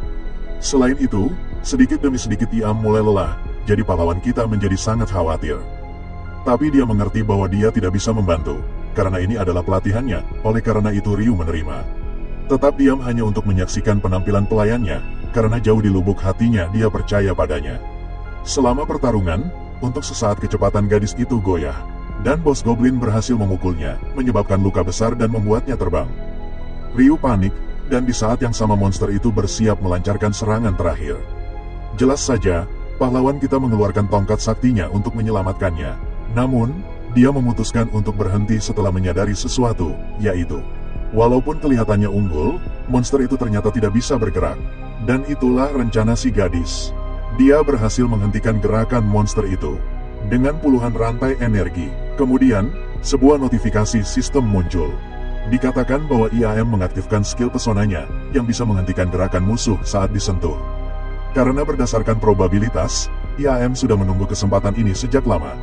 Melakukan beberapa sentuhan, dan sekarang lawannya tidak bisa bergerak lagi, pertarungan pun ditentukan. Karena si gadis bergegas masuk untuk melancarkan pukulan mananya, menghancurkan musuh sepenuhnya. Dan membuat banyak hadiah muncul untuk Ryu di malam hari itu juga. Tiba-tiba, angin kencang bertiup menerpa rumput rendah, itu karena Ryu berlari bersama IAM. Mencari monster tengah malam yang lebih kuat pada saat tertentu. Sesuatu mulai muncul dari tanah, dan satu demi satu, beberapa zombie muncul. Dengan begini, sang pahlawan bersemangat melihat jenis monster apa yang akan dia hadapi. Dan karena IAM lebih kuat, tidak perlu khawatir tentangnya untuk saat ini. Ryu bisa melepaskan segala kekhawatiran untuk mengalahkan para brengsek ini bersama pelayannya. Sang protagonis mengalahkan satu demi satu dengan sangat mudah, lalu dengan sangat gembira. Dia berteriak bahwa game ini tidak pernah mengecewakan, sampai tak lama setelah penggoreng kecil dikalahkan. Yang terbesar dari mayat hidup muncul. Ini adalah bos dari ladang tengah malam. Disebut Satria Pantom, karena kepribadian protagonis, alih-alih ketakutan. Dia merasa puas dengan tantangan ini dan tanpa membuang waktu. Keduanya menyerbu monster itu untuk menghabisinya sambil menghindari beberapa proyektil. IAM menyerang monster itu di dada, dan kemudian keduanya bergabung untuk serangan terakhir. Yang menembus Satria Pantom, membuatnya meledak menjadi beberapa bagian. Hanya menyisakan jejak di tanah, begitulah. Ryu tertawa terbahak-bahak karena dengan penampilan seperti itu, dia yakin mustahil untuk kalah. Setelah mengalahkan seluruh gerombolan monster itu, protagonis berkomentar bahwa bertarung di malam hari sangat menyenangkan, dan di ujung ladang berumput. Mereka akhirnya tiba di kota ketiga bernama Crossville. Semua detail menunjukkan bahwa ini kota yang indah bak tempat wisata sungguhan, dan selain itu, Titik pertemuannya adalah air mancur ini, yang sangat mirip air mancur Romawi. Karena masih 1 jam sebelum bertemu Taehyung, si protagonis. Berkata mereka akan jalan-jalan keliling kota, jadi mereka berdua bersenang-senang makan, menari, dan juga bermain dengan beberapa patung. Namun, yang terakhir membangkitkan naluri melindungi si gadis, dan mereka akhirnya membuat masalah. Ngomong-ngomong, di kota ini bahkan ada semacam arena Romawi. Terpana, sang protagonis berkomentar bahwa dia akan senang bertempur di tempat seperti itu. Tapi itulah yang dipikirkan orang lain, yang sekarang muncul sebagai protagonis. Tentu saja, kamu bertanya siapa orang ini, jadi pria itu memperkenalkan dirinya sebagai Yamato. Meminta maaf atas kekurang ajaran dan juga mengatakan dia datang untuk bertemu Ryu. Membuat sang pahlawan tertawa terbahak-bahak, tapi bukan tawa mengejek, melainkan tawa bahagia. Karena dia berurusan dengan orang yang baik, bukan musuh. Dan mengingat dampak video aura, bocah itu bisa memahami sudut pandang sang pahlawan. Ngomong-ngomong, sang protagonis kembali ke intinya, menanyakan apa yang Yamato inginkan darinya. Dan tentang itu, pria itu bersemangat untuk segera mengatakannya, karena yang dia inginkan adalah duel melawan Ryu. Kota Trashfield adalah tempatnya, di mana kamu bisa menantang pemain lain untuk berduel, dan berdasarkan pernyataan sebelumnya. Sang protagonis sama senangnya dengan bertarung seperti dia dengan jujur. Yamato sangat bersemangat setelah menonton video itu sehingga dia bertanya-tanya, apa yang akan terjadi jika dia melawan sang pahlawan? Tapi pria itu juga menjelaskannya bahwa itu hanya jika Ryu punya waktu luang. Sang protagonis hanya dari ekspresinya sudah menunjukkan bahwa dia akan menerima. Baginya, ini akan menjadi pertempuran antar saudara yang akan mempererat persahabatan dengan orang yang baik. Oleh karena itu Ryu berpikir itu ide bagus. Dan Yamato juga bersemangat untuk segera memulai menuju ke arena. Keduanya saling menyapa untuk pertarungan yang adil, sementara kedua belah pihak mengambil 20 langkah terpisah. Ian menonton dengan bosan dari tribun. Ryu sangat bersemangat untuk melihat jenis keterampilan apa yang akan digunakan lawannya, dan hal yang sama berlaku untuk Yamato. Tapi ekspresinya tidak tampak begitu ramah, karena yang benar-benar dia inginkan. Dia melampiaskan amarahnya pada bocah itu di mata Yamato setelah Ryu jadi terkenal. Dia mulai menggoda Ao dan Ases bersamaan. Jadi si cowok murka karena cemburu dan menyatakan sang pahlawan sebagai musuh bebuyutannya. Tapi, tidak ada gunanya mengalahkannya dengan cara curang. Dan justru karena itulah Yamato memilih untuk menghancurkan sang protagonis secara jujur. Dalam pertarungan 1 lawan 1, setelah itu, dengan laporan aura, semua gadis di Veo akan mendengarnya. Dan dengan kemenangan Yamato, dia akhirnya akan dikenal sebagai yang paling keren dan pemain paling tampan. Tanpa menunda lebih lama, sinyal untuk memulai pertarungan diberikan. Dengan keduanya sudah siap, para pejuang menyerbu ke tengah arena. Dan Yamato bersiap untuk menyerang duluan, dan karena sang pahlawan melihat pukulan itu datang perlahan, dia memutuskan untuk membalas dengan senjatanya. Tapi entah kenapa, serangannya tidak mengenai sasaran. Dan Yamato berhasil mendaratkan pukulan di wajah Rue, menandai pukulan pertamanya, yang mengejutkan sang pahlawan.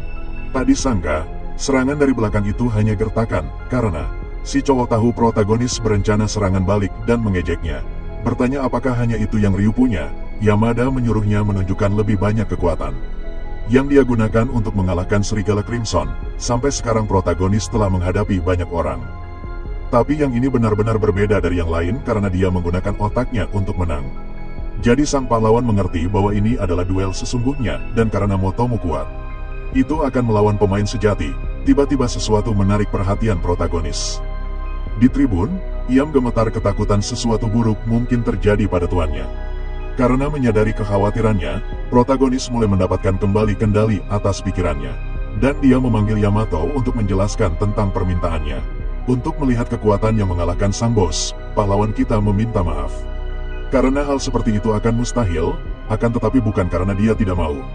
Tapi karena kekuatannya jauh melampaui kekuatan dari waktu itu, dalam hal ini. Imado sedikit khawatir, tapi bertanya apa yang akan dilakukan sang pahlawan. Karena dia sudah mempersiapkan ini sejak lama, jadi si bocah berteriak. Bertanya bagaimana Ryu akan mendapatkan kembali keunggulan. Tapi alih-alih berbicara, sang pahlawan memutuskan untuk menunjukkan. Dengan maju cepat dan semakin cepat, dia lalu memanggil gada keduanya. Memperjelas pada Yamato bahwa dia juga pengguna senjata ganda rupanya. Walaupun begitu, dengan 2 senjata, Yamato yakin bisa melakukan serangan balik jika sang pahlawan mendekat dengan cara yang mudah ditebak. Tapi, si protagonis sudah memperhitungkan itu, dan juga kecepatan yang diremehkan. Dia baru mengungkapkannya di saat terakhir, mulai mengitari sang pendekar dengan kecepatan tinggi. Dulu, serigala merah tidak bisa mengimbangi, karena tubuhnya yang besar, tapi kalau pemain, lain cerita, karena sekarang. Sang pahlawan bisa menggunakan kecepatannya untuk membingungkan reaksi musuh, tapi meski dengan strategi ini, Yamato berhasil merasakan momen serangan dan menghindar, sungguh luar biasa. Anak itu sangat ketakutan karena nyaris terkena, dan Ryu sangat terkejut dengan refleksnya yang luar biasa, jadi dengan cara mereka sendiri. Masing-masing menganggap yang lain sebagai monster, kembali ke duel. Keduanya mencoba mendaratkan pukulan satu sama lain berkali-kali dan tanpa berhenti sedetik pun. Yamato berhasil memposisikan dirinya di belakang sang pahlawan untuk mengakhiri pertempuran. Jadi dengan jurus pamungkasnya, dia mengaktifkan taring naga kembar, tapi tiba-tiba, gada protagonis meluncur ke dadanya, terbakar dan membuatnya kehilangan semua konsentrasi. Memanfaatkan itu, kini giliran Ryu yang berada di belakang dan memukul lawannya. Sang pahlawan bisa memprediksi serangan dari belakang, seolah dia sudah tahu apa yang akan terjadi. Jadi Yamato mulai memikirkan jawaban untuk itu. Tapi, si protagonis sendiri memutuskan untuk menjelaskan. Mengatakan dia sengaja meninggalkan celah di punggungnya. Tanpa berkata apa-apa lagi, Ryu menyiapkan jurus pamungkasnya. Energy Break melompat ke atas pendekar itu, tanpa bisa melakukan apapun. Dia hanya bisa menyaksikan kekalahannya saat pukulan itu mengenainya, membuat HP Yamato menjadi 0. Menjadikan Ryu juara sejati. Dengan berakhirnya pertarungan, sang protagonis berkomentar bahwa pertempuran itu sangat melelahkan. Imado kemudian mulai bangkit sambil tertawa, mengakui kekalahannya, juga kekuatan superior sang pahlawan. Karena itulah Ryu juga mengakui lawannya, ya kan? Karena dia orang pertama yang bereaksi terhadap serangan balik Ryu, jadi sang protagonis mengulurkan tangan dengan tulus, berterima kasih atas keseruannya. Hal itu membuat Yamato terkejut, sampai dia ingat bahwa game memang seharusnya untuk bersenang-senang dan menyadari kebodohannya. Malu atas tindakannya, dia juga mengulurkan tangan, berpikir dia harus lebih seperti pahlawan itu. Saat itulah Al muncul, bilang mereka sudah telat rapat dengan guild. Membuat si protagonis minta maaf, karena sang pahlawan memang sering lupa waktu. Ketika dia asyik dengan hal lain, dia langsung dipanggil. Selain itu, tepat di depan Yamato, pahlawan kita meminta gadis itu untuk berhenti memeluk lengannya. Saat itulah si bocah tidak bisa menahan perasaannya lagi, dan berteriak bahwa dia akan menghancurkan si protagonis suatu hari nanti, meninggalkan Ryu yang terkejut dengan sikap temannya. Bagaimanapun, Yamato lari, meneriakkan segala macam nama pada si protagonis. Sungguh sesuatu yang tidak Rue duga dari seseorang yang dia kira begitu jujur dan lurus. Jadi L menarik si protagonis ke pertemuan, oke. Sementara Rue tidak bisa berhenti menangis tentang apa yang terjadi, tapi si gadis tidak terlalu peduli. Karena dia akan mendapatkan teman lain di guild, meskipun sebagai pemain solo, si protagonis jelas tidak suka ide bergabung dengan guild nanti, deh. Taehyung atau Apollo memperkenalkan Rue kepada semua anggota, meminta mereka untuk bersikap ramah. Kemudian sang pahlawan mengangkat tangannya untuk menyapa mereka, tetapi para anggota tampak cukup mengintimidasi bagi Ryu. Tidak ada saling pengertian di sana, karena semua orang menghakiminya. Dan jadi, yang paling dia inginkan sekarang adalah pulang. Tiba-tiba seseorang muncul untuk menyapa sang pahlawan terlebih dahulu, meminta maaf atas sambutan yang lain. Ross memperkenalkan dirinya sebagai pendekar pedang sihir. Dengan itu, pahlawan kita senang bertemu seseorang yang tampak baik di sana, tetapi orang lain muncul, memotong percakapan mereka untuk memperkenalkan dirinya juga. Memperkenalkan dirinya sebagai gladiator Saria, dia bilang senang bertemu dengan sang pahlawan. Rupanya keduanya tidak memiliki hubungan yang baik, karena mereka mulai bertengkar. Mengancam akan saling menyerang saat itu juga.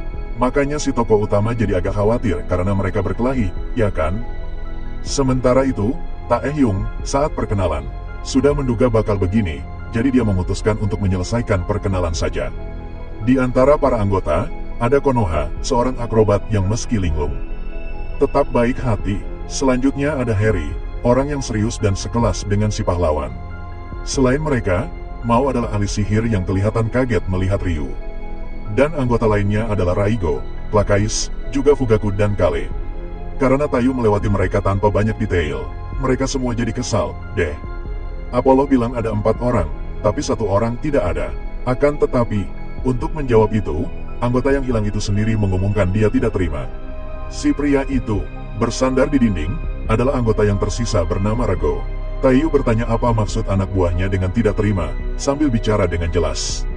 Rego bilang dia menentang mengundang si pahlawan ke guild dan menjelaskannya dengan sebuah pertanyaan. Anak itu ingat tujuan Master untuk menjadikan guild ini yang terkuat di VO, akan tetapi faktanya adalah Ryu masih level 36 dan kelasnya bahkan tidak terlalu bagus. Karena itu, bagi Rego, si tokoh utama adalah seorang pemula yang tidak pantas berada di antara mereka. Setelah mendengar semua penilaian itu dalam diam, si pahlawan bertanya untuk mengajukan pertanyaan, dan seperti yang diduga, yang ingin dia tahu adalah apa itu job level tinggi, yang membuat teman-temannya agak malu karena belum menjelaskannya. Konon katanya, job level tinggi adalah yang bisa didapatkan setelah berganti kelas di kota keempat, dan hanya mungkin jika level di atas 50. Begitu itu terjadi, kemampuan dan mantra ditingkatkan, memungkinkan keterampilan yang lebih kuat untuk dipelajari. Singkatnya, itu bukti bahwa seorang pemain adalah level tinggi dalam aturan yang mereka tetapkan. Oleh karena itu, agar seseorang bisa masuk guild, Rego menjelaskan bahwa si pahlawan jangan terlalu bersemangat. Hanya karena dia mengalahkan Crimson Wolf sekali. Apalagi menurutnya desas-desus bahwa sangat sulit untuk mengalahkan monster itu sendirian pasti salah. Sudah tak tahan lagi dengan sikap sombong itu, Go ikut campur dalam percakapan dan menyuruhnya minta maaf. Katanya dia tak akan membiarkan Ryu dihina begitu. Raigo makin berapi-api dan berteriak kalau dia cuma mengeluh, karena dia tak mau guild ini melemah. Karena yang dibilang itu semua fakta. Anak itu tanya apa Ele ada masalah dengan itu, dan meski dia lebih tinggi pangkatnya, dia terdiam karena tahu dia tak bisa membantahnya. Protagonis bahkan tak perlu bergabung dengan guild, tapi sampai sekarang, dia penasaran kenapa diajak meski ada aturannya. Jadi akhirnya, dia ingat betapa semangatnya main bareng saat dia dapat hadiah game itu. Dan itu membuat Rio paham dia tak bisa lagi mengabaikan perasaan temannya.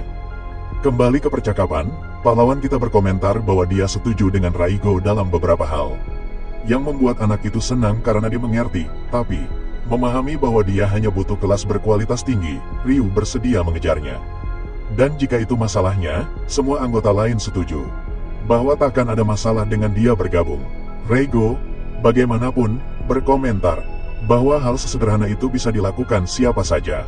Tapi jika niatnya adalah menunjukkan kekuatan, sang pahlawan harus mendapat pekerjaan tingkat tinggi. Dan waktunya cuma seminggu, supaya Rago bisa mempertimbangkan untuk menerimanya. Jelas semua orang kaget dengan tenggat waktu sesingkat itu, karena cuma naik level dari 30 ke 40 saja. Butuh 2 bulan penuh. Tetap saja, Raigo bertanya apakah protagonis setuju, karena jika dia bergabung sekarang, itu akan merusak nilai guild, dan selain itu, mengklaim tak ada alasan untuk akur. Anak itu menyatakan, dia akan keluar jika kamu menyelesaikan misi. Taehyung berteriak, sudah muak dengan semuanya, apalagi karena tak ada alasan bagi rekannya untuk keluar. Tapi sang pahlawan mengabaikan omelan itu dan menyatakan dengan jelas bahwa lain kali mereka bertemu akan berada di kota keempat, tempat dia akan berganti pekerjaan, membuat semua orang terdiam. Tapi Raigo lebih cemas dari sebelumnya, dan sekarang protagonis telah berkomitmen sebagai seorang pria. Dia tak boleh menarik kembali kata-katanya. Saat dia meninggalkan guild, sang pahlawan tampak cukup bertekad, tapi hanya sampai dia mengaku bahwa dia tak tahu bagaimana cara naik level. Faktanya, setelah mengalahkan Serigala Crimson, levelnya tidak naik banyak. Tapi dia yakin itu tak akan sulit, bos itu adalah event bulanan. Dan bahkan jika kau mengalahkannya, kau takkan bisa mengubah situasi jadi menguntungkanmu. Jadi, di tengah situasi genting itu, seseorang muncul menawarkan nasihat pada sang pahlawan. Dan jika dia benar-benar membutuhkannya, gadis yang mengaku jenius dan cantik ini bilang dia akan membantu, namun yang dia tawarkan sangat pribadi, bahkan tak layak disebut. Lalu sang pahlawan bertanya apakah dia bermaksud ungkapan ulurkan tangan. Bagaimanapun, selama perkenalan itu, dia merasakan sesuatu yang aneh. Karena cara bicaranya yang malu-malu, jelas bagi pahlawan kita bahwa ini adalah juniorku. Sakazaki Mao, dalam hal ini, sangat malu. Gadis itu bertanya apa maksudnya. Selain itu, dia juga bertanya mengapa sang pahlawan memprovokasi Rego sampai sejauh itu. Mereka semua bersama di klub sekolah, tapi gadis itu mengira sang pahlawan tipe orang yang takkan terpancing provokasi. Dengan tulus Rue menjelaskan bahwa dia melakukannya untuk L. Karena begitu levelnya meningkat, mereka bisa bermain bersama. Namun, bahkan dengan berempati pada emosi sang pahlawan, ini bukanlah tugas mudah. Dan bahkan jika dia tak mau mengakuinya, dia mengakui bahwa mau ada benarnya di beberapa hal. Namun, gadis itu tetap bersedia membantu dalam hal apapun. Dan dia bilang dia pasti akan memberikan keselamatan bagi masalah sang pahlawan. Layaknya seorang Mesias, kembali ke dunia nyata, sang protagonis hampir tak percaya betapa dia berjuang keras. Itu karena di dalam game, dia bisa mengumpulkan semua item langka dengan mudah menggunakan karakternya, tapi di sini, dia mengejar puding edisi terbatas dengan seseorang yang putus asa. Beberapa waktu kemudian, di sebuah taman di kota, pahlawan kita berhasil mendapatkannya, tapi sangat kelelahan. Kemudian, dalam hitungan detik, Mao muncul memuji pekerjaan bagusnya, tapi juga berkomentar bahwa anak itu terlihat sedikit sakit. Untuk menjawab alasannya, Ryu dengan marah bertanya siapa yang dia kira bersalah. Mao balas, berpikir sudah jelas bahwa anak laki-lakilah yang memprovokasi Reigo. Dan mengubah topik, dia bertanya tentang pudingnya.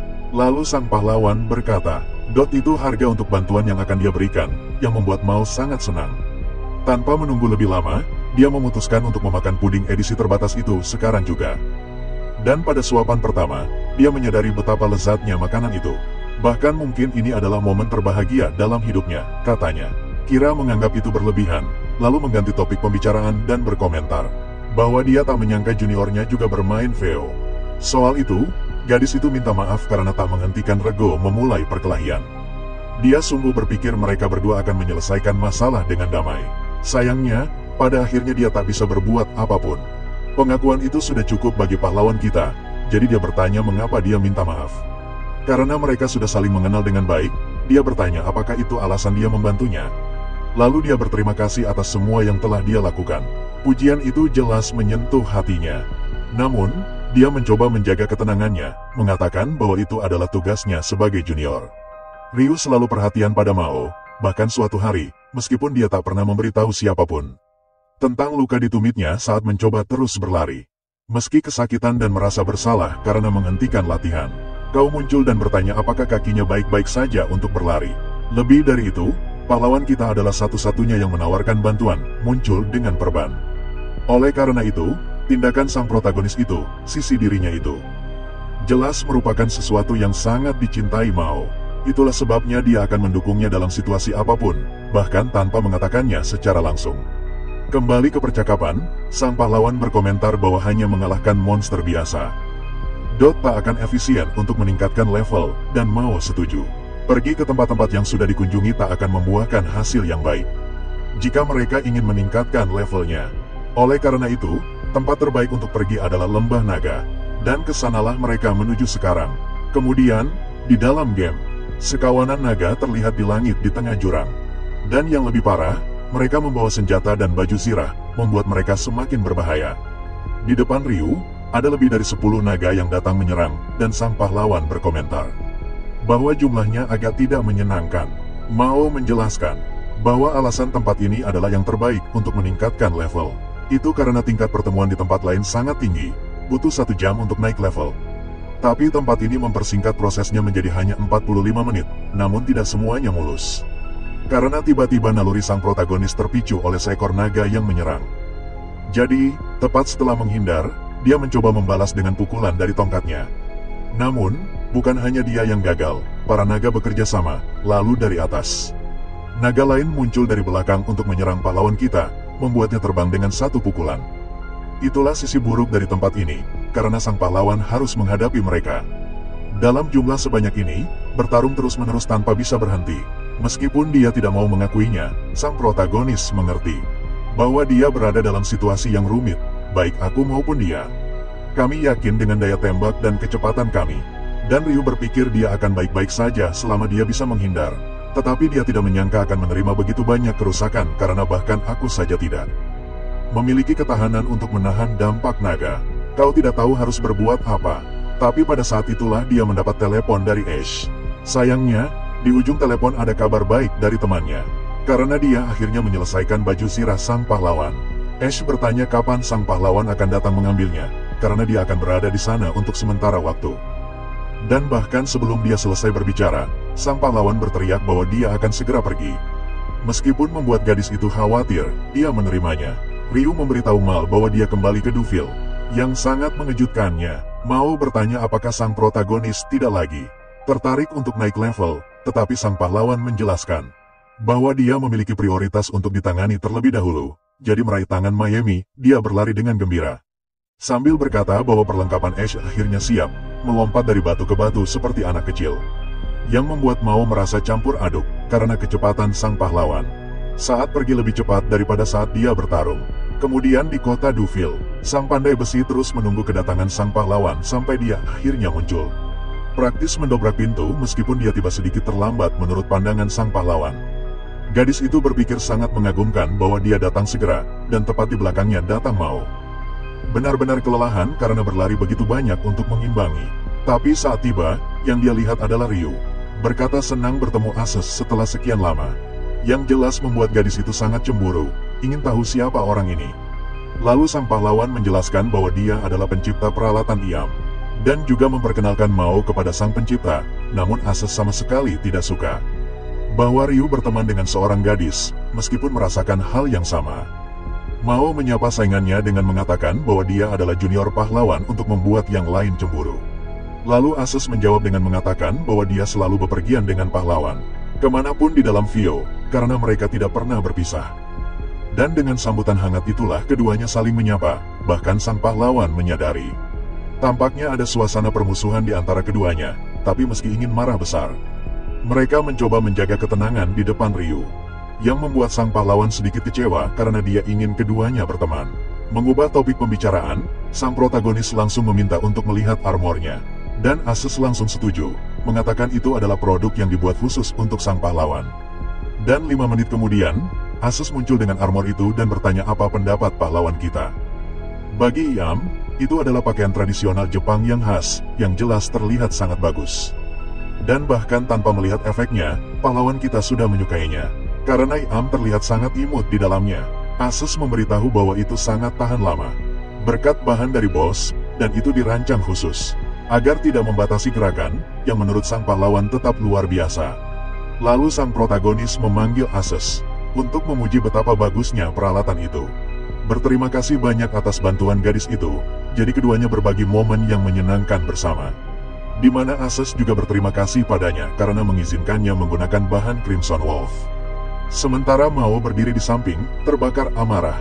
Oleh karena itu, tanpa ada lagi yang bisa dilakukan di sana. Sang junior menarik sang pahlawan untuk segera kembali ke lembah naga. Meninggalkan baik pelayan maupun sang pencipta di bengkel, tidak mengerti apapun. Kemudian kembali di medan perang, Iam siap bertarung dengan armor barunya, lalu sang pahlawan memintanya untuk menunjukkan kekuatan peralatan terbaru yang dia terima dari Ases dalam sekali tebasan. Salah satu naga mencoba untuk mencegat gerakan gadis itu. Tapi, dia berhasil membela diri dengan tangan kosong, sungguh mengejutkan. Bahkan sehelai benang pun tak robek di pakaian itu, pahlawan pun terkesan dibuatnya. Karena seperti yang Ases bilang, dia sudah memperingatkan kalau baju itu lebih kuat dari kelihatannya. Berkat ketahanan armornya, Ian tetap baik-baik saja, tuh. Setelah menerima beberapa serangan dahsyat, dia jadi benar-benar berbeda dari sebelumnya. Itulah kenapa, meski dia tak suka Ases, juniornya si pahlawan mengakui kalau dia sangat berbakat, memang. Ngomong-ngomong, jika Iam terus mempermalukan para naga, seringai pun muncul. Bersamaan dengan ucapan terima kasih dari si pahlawan, itu karena sekarang dia bisa bergerak tanpa khawatir soal belakangnya, Ryu pasti takkan kalah. Dan karena sudah dibantu sebanyak ini, dia yakin setidaknya harus pamer skill baru. Kembali ke guild, Ele merasa sangat bersalah karena gara-gara dirinya. Protagonis kita mengalami pengalaman buruk, untuk menghiburnya Apollo bilang itu bukan salahnya. Apalagi kita sedang membicarakan pahlawan kita, yang mungkin saja sedang memanfaatkan situasi ini, dan dari kejauhan. Rago mendengarkan seluruh percakapan itu dengan ekspresi kesal sekaligus penasaran. Kembali ke medan perang, Iam terus menghancurkan para naga satu demi satu. Sebelum mengganti armornya, mereka harus berpikir keras bagaimana caranya bertahan. Selama armor ini memiliki ketahanan seperti ini, pahlawan tak perlu khawatir lagi. Apalagi sekarang dia juga bisa memanfaatkan misi ini untuk naik level dengan tenang. Tapi bagi Mao, ini lebih mirip wajah pembunuh iblis daripada seseorang yang sedang grinding, deh. Sekarang, Ryu berkomentar bahwa inilah saatnya menggunakan skill barunya. Tiba-tiba lingkaran sihir muncul di tanah, mengejutkan juniornya, dan dengan itu, beberapa pedang es mulai dipanggil. Melalui lingkaran sihir, inilah pedang keyakinan yang baru saja diaktifkan. Membuat Mao tak percaya, karena dia belum pernah melihat skill seperti itu. Sementara pedang iman mengubah MP menjadi kekuatan serangan, pedang keyakinan. Mengubah mana pahlawan menjadi 10 pedang terbang. Seberteriak kalau pertarungan ini akan mudah. dan mulai menyerang dengan meluncurkan satu pedang ke setiap monster, dan masing-masing dari pedang itu, saat bertemu naga, berhasil membelahnya menjadi dua, membuat Mao ketakutan satu persatu. Manusia kadal itu tumbang oleh daya tembak ini, yang membuat gadis itu bertanya-tanya. Apakah seorang protagonis memang seharusnya menjadi seorang pendeta pada titik tertentu? Punggung sang pahlawan terbuka untuk serangan menyelinap, lalu salah satu naga mencoba menyerang. Menggunakan kekuatan maksimumnya, tetapi gagal karena sejak ada pedang keyakinan. Ada juga perisai, ini adalah perisai keyakinan yang merupakan versi pelindung dari pedang keyakinan, tambahan pula. Protagonis juga bisa berdiri di atas perisai untuk terbang di udara, membuatnya pada dasarnya menjadi Aladin dari dunia MORP. Mao hampir tidak bisa mempercayai apa yang dilihat matanya. Dan selama masih ada celah dalam sistem, klaim protagonis, dia akan terus melakukan hal-hal seperti ini, terlebih lagi. Dia juga memanggil tongkat kerajaannya untuk menggabungkan kedua kekuatan, melompat dari perisai. Dia menggunakan keuntungan ketinggian untuk mengumpulkan semua monster bersama-sama, dan menghancurkan mereka ke tanah dengan serangan yang sangat kuat. Dengan demikian, 5 manusia kadal terkena daya tembak sang pahlawan. Pada saat yang sama dan sayangnya bagi mereka, sang protagonis masih memiliki berita buruk. Karena orang yang paling mampu bertarung di udara sebenarnya adalah Ion. Karena itu, gadis itu melompat ke salah satu perisai sementara pahlawan kita bekerja sebagai pendukung. Dan dengan melompat dari satu ke yang lain dengan kecepatan tinggi, dia mengalahkan setiap monster yang muncul. Mendorong dirinya sendiri semakin jauh, Mao tercengang. Tercengang oleh strategi menggunakan perisai sebagai platform. Karena itu adalah sesuatu yang belum pernah dilakukan siapapun sebelumnya, jadi baginya menjadi lebih dari jelas bahwa protagonis adalah benar-benar seorang jenius Vio yang sejati. Saat ini Ryu berada di level 43, yang menunjukkan bahwa ini adalah tempat yang baik untuk naik level. Tetapi dia memiliki ide untuk tempat yang bahkan lebih baik dan percaya itu layak untuk diuji metode ini. Karena jika berhasil, keuntungannya akan meningkat pesat setelah mengalahkan sebagian besar monster itu. Sang protagonis membuat ekspresi menyeramkan saat dia memikirkan sesuatu yang menarik. Kemudian dia memberitahu Mao bahwa dia perlu meminta bantuan Ryu memintanya untuk memeriksa apakah ada pemain lain di area tersebut dan memindahkan mereka dari area berbahaya. Jika ada, Mao berkata dia bisa melakukannya, tetapi bertanya apa alasannya. Kemudian sang pahlawan berkata bahwa jika semua berjalan sesuai rencana, lebih baik menunggu dan menyaksikan acara puncaknya. Yang jelas membuat gadis itu jengkel, tapi alih-alih memaksa, dia malah menyuruhmu untuk bergegas. Setelah tahap pertama selesai, pahlawan itu berkata Ayan akan memainkan peran penting di dalamnya. Sang pahlawan ingin dia memancing semua manusia kadal di lembah itu ke posisinya, tapi tanpa menyerang mereka. Lalu, saat dia bertanya apakah dia bisa melakukannya, si pelayan langsung menawarkan diri sepenuhnya, dan kabur begitu saja tanpa menoleh ke belakang. Kamu berkomentar bahwa agak berat mengatakan itu pada gadis imut seperti dia. Tapi karena pertahanannya meningkat pesat dengan perlengkapan baru ini, sang pahlawan yakin tidak akan ada masalah, dan yang terpenting, dia percaya pelayannya akan bisa menanganinya dengan baik saat dia berlari. Tiba-tiba, salah satu monster menyadari keberadaan Ayan. Jadi, gadis itu mulai berlari ke arah yang berlawanan. Jelas, para manusia kadal mencoba menyerang gadis itu, tapi dia menghindar dengan mudah dan terus berlari, menarik semakin banyak monster untuk mengejarnya. Sementara itu, di tempat yang ditentukan, Mao mengumumkan bahwa tidak ada orang lain di sekitar. Dan dia segera terkejut oleh suara yang mendekat. Tapi itu karena seluruh gerombolan manusia kadal datang ke arah sana karena Ayan. Sesuatu seperti ini persis seperti yang diinginkan protagonis. Jadi, dia berterima kasih kepada pelayan itu atas kerja bagusnya dan memanggil gada miliknya. Karena sekarang saatnya untuk melanjutkan acara puncak. Senjata ini, sang protagonis mengangkatnya dan membantingnya ke tanah, menciptakan lubang yang mengirimkan banyak batu terbang ke arah jalur para monster. Di udara, begitu tak terduga, mereka mulai terkena dan dikalahkan olehnya, yang benar-benar tidak bisa dipercaya oleh Mao. Jadi, dengan strategi ini, seluruh gerombolan itu benar-benar musnah dengan mudah. Dan karena berhasil, sang pahlawan menyombongkan diri menyebut dirinya nelayan kadal. Walaupun ekspresinya menyedihkan, Mao mengakui bahwa memancing mereka ke satu tempat adalah cara yang efektif. Sementara Ayan mengalihkan perhatian para monster, sang protagonis mengalahkan mereka. Dan setelah itu, mereka muncul kembali dalam jumlah besar. Oleh karena itu, inilah siklus sempurna tanpa akhir, yang menurut sang pahlawan layak dapat hadiah Nobel. Dan menurut Mao, mungkin agak tidak adil bagi para monster. Mengingat betapa Ryu menikmatinya, pada akhirnya, bocah itu banyak berkeringat, tapi sekarang Dia tidak mendapatkan pengalaman sebanyak sebelumnya. Jadi, sang pahlawan bertanya apakah ada semacam bos di sekitar sini, dan Mao menjawab, "Iya." Katanya, lokasinya ada di bagian terdalam lembah. Namun, ternyata tidak perlu sejauh itu, karena tiba-tiba, embusan angin kencang mulai membuat para pemain terhuyung-huyung. Dan seiring berjalannya waktu, angin itu semakin kuat, karena angin menandakan kemunculan bos area. Tentu saja, Mao sangat khawatir dan bertanya kenapa monster itu ada di sini. Tapi kenyataannya, bos wilayah itu ada tepat di depan mata. Kemudian, sang protagonis berkomentar bahwa inilah yang diharapkan dari seorang bos dalam game. Dan menunjukkan seluruh kemarahannya, naga merah raksasa ini meraung, memberikan tekanan yang luar biasa pada medan perang. Dari awan asap yang muncul saat mendarat, tubuh monster itu sepenuhnya terungkap. Dan mengikuti nalurinya, ia meraung lagi. Mao masih tidak mengerti kenapa ia ada di sana. Dan rupanya, ini benar-benar bos wilayah terdalam. Biasanya bos ini muncul di sekitar pinggiran, agak jauh dari area. Jadi, seharusnya tidak mungkin ia datang ke sini secara alami. Akan tetapi, karena sang protagonis menaklukkan sejumlah besar monster yang lebih kecil, bos itu datang untuk membalas dendam. Yang merupakan skenario terbaik bagi Ryu. Apalagi setelah dia mengalahkan orang ini. Proses levelingnya akan meningkat secara signifikan. Sebelum mereka bisa menyerang, monster itu terbang, menciptakan embusan angin yang dahsyat. Dan tanpa berpikir dua kali, serangan pertama dari naga api adalah melepaskan ledakan api besar-besaran dari mulutnya. Karena itu, bahkan sang pahlawan pun bersemangat. Karena inilah yang seharusnya dilakukan naga.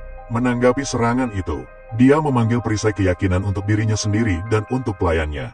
Dan karena dia berada dalam jangkauan api, Mao harus lari menyelamatkan diri. Dia berteriak pada sang pahlawan untuk memastikan serangan tidak menimpanya lagi. Kembali ke pertempuran, monster itu mulai mengeluarkan lebih banyak api dari mulutnya. Tapi kali ini bentuk proyektilnya membuat sang protagonis putus asa. Dengan jeda serangan yang sangat singkat, namun meski sulit, dia terus menghindar, dan setelah menyadari bahwa ini hanyalah serangan biasa, kekhawatiran bocah itu melonjak. Mao menjelaskan bahwa ini adalah bos yang seharusnya dikalahkan oleh setidaknya 4 orang, jadi sadar bahwa berhati-hati tidak akan membantu. Seorang pahlawan memanggil pedang keyakinannya, hancurkan penglihatan monster itu dulu. Namun, sebelum serangan itu mendarat, monster itu memperketat pertahanannya, dan melebarkan sayapnya pada detik terakhir, menerbangkan pedang dengan angin kencang. Dengan itu, Ryu menyadari naga itu memiliki keuntungan nyata dalam pertarungan udara. Tapi begitu pahlawan berhasil menyeretnya ke tanah, dia akan bisa mendaratkan pukulan yang menentukan. Sambil memikirkan strategi, tiba-tiba sang protagonis tertawa nakal, mengingat sesuatu yang mungkin berhasil. Jadi dia mulai bersiap, dan tepat saat dia selesai, dia memutuskan untuk memulai pertunjukan sekali lagi. Sang protagonis menggunakan pedang keyakinan untuk menyerang, jadi Mao berpikir, pahlawan itu seharusnya sudah tahu bahwa hal seperti ini tidak akan berhasil. Apa yang sebenarnya terjadi adalah naga itu membelokkan semua pedang, akan tetapi itulah yang diinginkan pahlawan kita, karena sekarang dia bisa menggunakan skill rilisnya. Tiba-tiba sebuah kunai raksasa ditancapkan ke tanah, dan bersamanya beberapa rantai terbang di atas monster itu, hingga secara alami mereka mulai melilit tubuhnya. Dan saat lebih banyak jangkar mengunci ke tanah, bos itu benar-benar tidak bisa bergerak. Ryu hampir tidak bisa merayakan betapa bahagianya dia dengan keberhasilan ini. Release adalah skill yang melepaskan properti dari kemampuan magis. Jadi sang protagonis menggunakan pedang keyakinan untuk mengubahnya menjadi rantai. Dengan ikatan sihir sejak awal, pahlawan itu berencana untuk menahannya. Karena naga itu selalu menghindari serangannya. Jadi kamu menyamarkan kemampuan itu sebagai semacam keyakinan, ya kan? Ryu tahu naga itu tidak akan tetap terikat untuk waktu yang lama. Tapi selama ia tetap diam setidaknya selama 30 detik, ini game over untuknya. Dipasang di perisai, aku ada. Dengan sigap mulai menyerang monster itu tanpa ampun. Ryu juga melakukan hal yang sama, bahkan dengan lebih semangat, menghancurkan naga itu. Tanpa memberinya kesempatan untuk melawan, dengan kemenangan ini, sang protagonis berkomentar bahwa pekerjaannya panjang, tapi datang pada waktu yang tepat. Dan dengan demikian dia naik level beberapa kali, akhirnya protagonis mencapai level 49. Setelah terjebak beberapa waktu, dan sekarang dia hanya butuh 1 level lagi setelah ini. Dia hanya harus pergi ke kota keempat bernama Chatleville untuk semuanya sejauh ini. Sang protagonis berterima kasih pada Mao atas bantuannya, mengatakan dia memiliki rasa terima kasihnya. Kembali di Lembah Naga, setelah semua pertempuran itu, lanskap telah berubah secara signifikan. Keesokan harinya burung-burung bernyanyi, tapi protagonis sangat jengkel. Itu karena Mal lupa menyebutkan detail yang sangat penting. Dia lupa mengatakan bahwa padang yang harus mereka lewati untuk sampai ke Kavelville sebenarnya sangat luas, dan karena itu, akan memakan waktu 2 hari untuk mencapai kota. Dalam hal ini, sang pahlawan bertanya, apa yang akan mereka lakukan jika proses levelingnya lambat di sana? Dan Mao menjawab bahwa mereka sebaiknya lupakan saja karena ada kasus di mana orang berhasil mencapai kota itu dalam waktu kurang dari 10 jam, jadi sang pahlawan berpikir sedikit tentang hal itu. Karena bahkan hanya 10 jam saja sudah merepotkan, hingga dia punya ide untuk memeriksa sistem. Karena dia mempelajari keterampilan sihir baru setelah naik level, diantaranya adalah Great Bleeding Eagle. Dan naga bumi bisa dipanggil seperti aku, jadi sang pahlawan memutuskan untuk mengujinya. Dengan memanggil naga bumi terlebih dahulu, dan dengan cepat, monster itu terwujud dari lingkaran sihir yang dipanggil di tanah, yang mengejutkan semua orang. Menjadi dinosaurus menciptakan reaksi ganda antara Ryu yang menyukainya dan Mao yang membencinya. Kemudian protagonis menanyakan alasan reaksinya dan gadis itu menjawab bahwa dia sama sekali tidak suka reptil. Dalam hal ini, sang pahlawan berkomentar bahwa dia tidak harus ikut, dia bersikeras bahwa dia akan ikut. Lagi pula, jika dia naik ke dinosaurus itu, mereka akan memiliki kesempatan untuk sangat dekat satu sama lain, jadi menunggangi naga bumi. Si pahlawan berharap setidaknya secepat mobil, ya. Pas monster itu lari, ekspektasinya langsung terpenuhi, bahkan terlampaui. Soalnya kecepatannya kayak kereta peluru, bukan mobil lagi. Gila. Terus, si pahlawan lagi asyik menikmati momen, Mao malah manggil perhatiannya. Dia memperingatkan soal kawah gede banget di depan, karena naga bumi gak bisa ngerem mendadak. Semuanya nyemplung ke lubang itu. Pengalaman ini sungguh mengenaskan. Bisa dibilang kayak naik roller coaster tanpa sabuk pengaman. Ngomong-ngomong, kawah itu cuma kelihatan dari langit. Pas dia mikir gitu, si pahlawan melihat ada pohon gede banget deket mereka. Tiba-tiba dari tumbuh-tumbuhan itu, naga merah raksasa, lebih gede dari pohon, muncul sambil meraung. Mal jelasin, itu naga terkuat, yang dulu dikalahin sama pemain-pemain ranking atas. Ya iyalah, si pahlawan langsung mikir itu naga yang bikin kawah raksasa tadi. Tapi si ceweknya enggak, katanya, kalau itu naganya, kawahnya gak bakal kayak gitu. Jadi, penasaran dong, monster mana yang bikin, kalau bukan dia. Sampai akhirnya dia sadar sesuatu yang sebenarnya jelas, tapi dari tadi gak ngeh. Padahal itu kayak kawah, tapi sebenarnya mereka lagi berdiri di dalam jejak kaki naga. Ini penguasa wilayah ini, dan dia persis berdiri di jalan menuju Kalaville. Jadi, selangkah demi selangkah, monster raksasa yang dari tadi diomongin mulai mendekat. Sampai akhirnya berhenti tepat di depan rombongan. Nah, buat lanjut ke Kettleville, pahlawan kita harus melawan bos yang dikenal sebagai raksasa.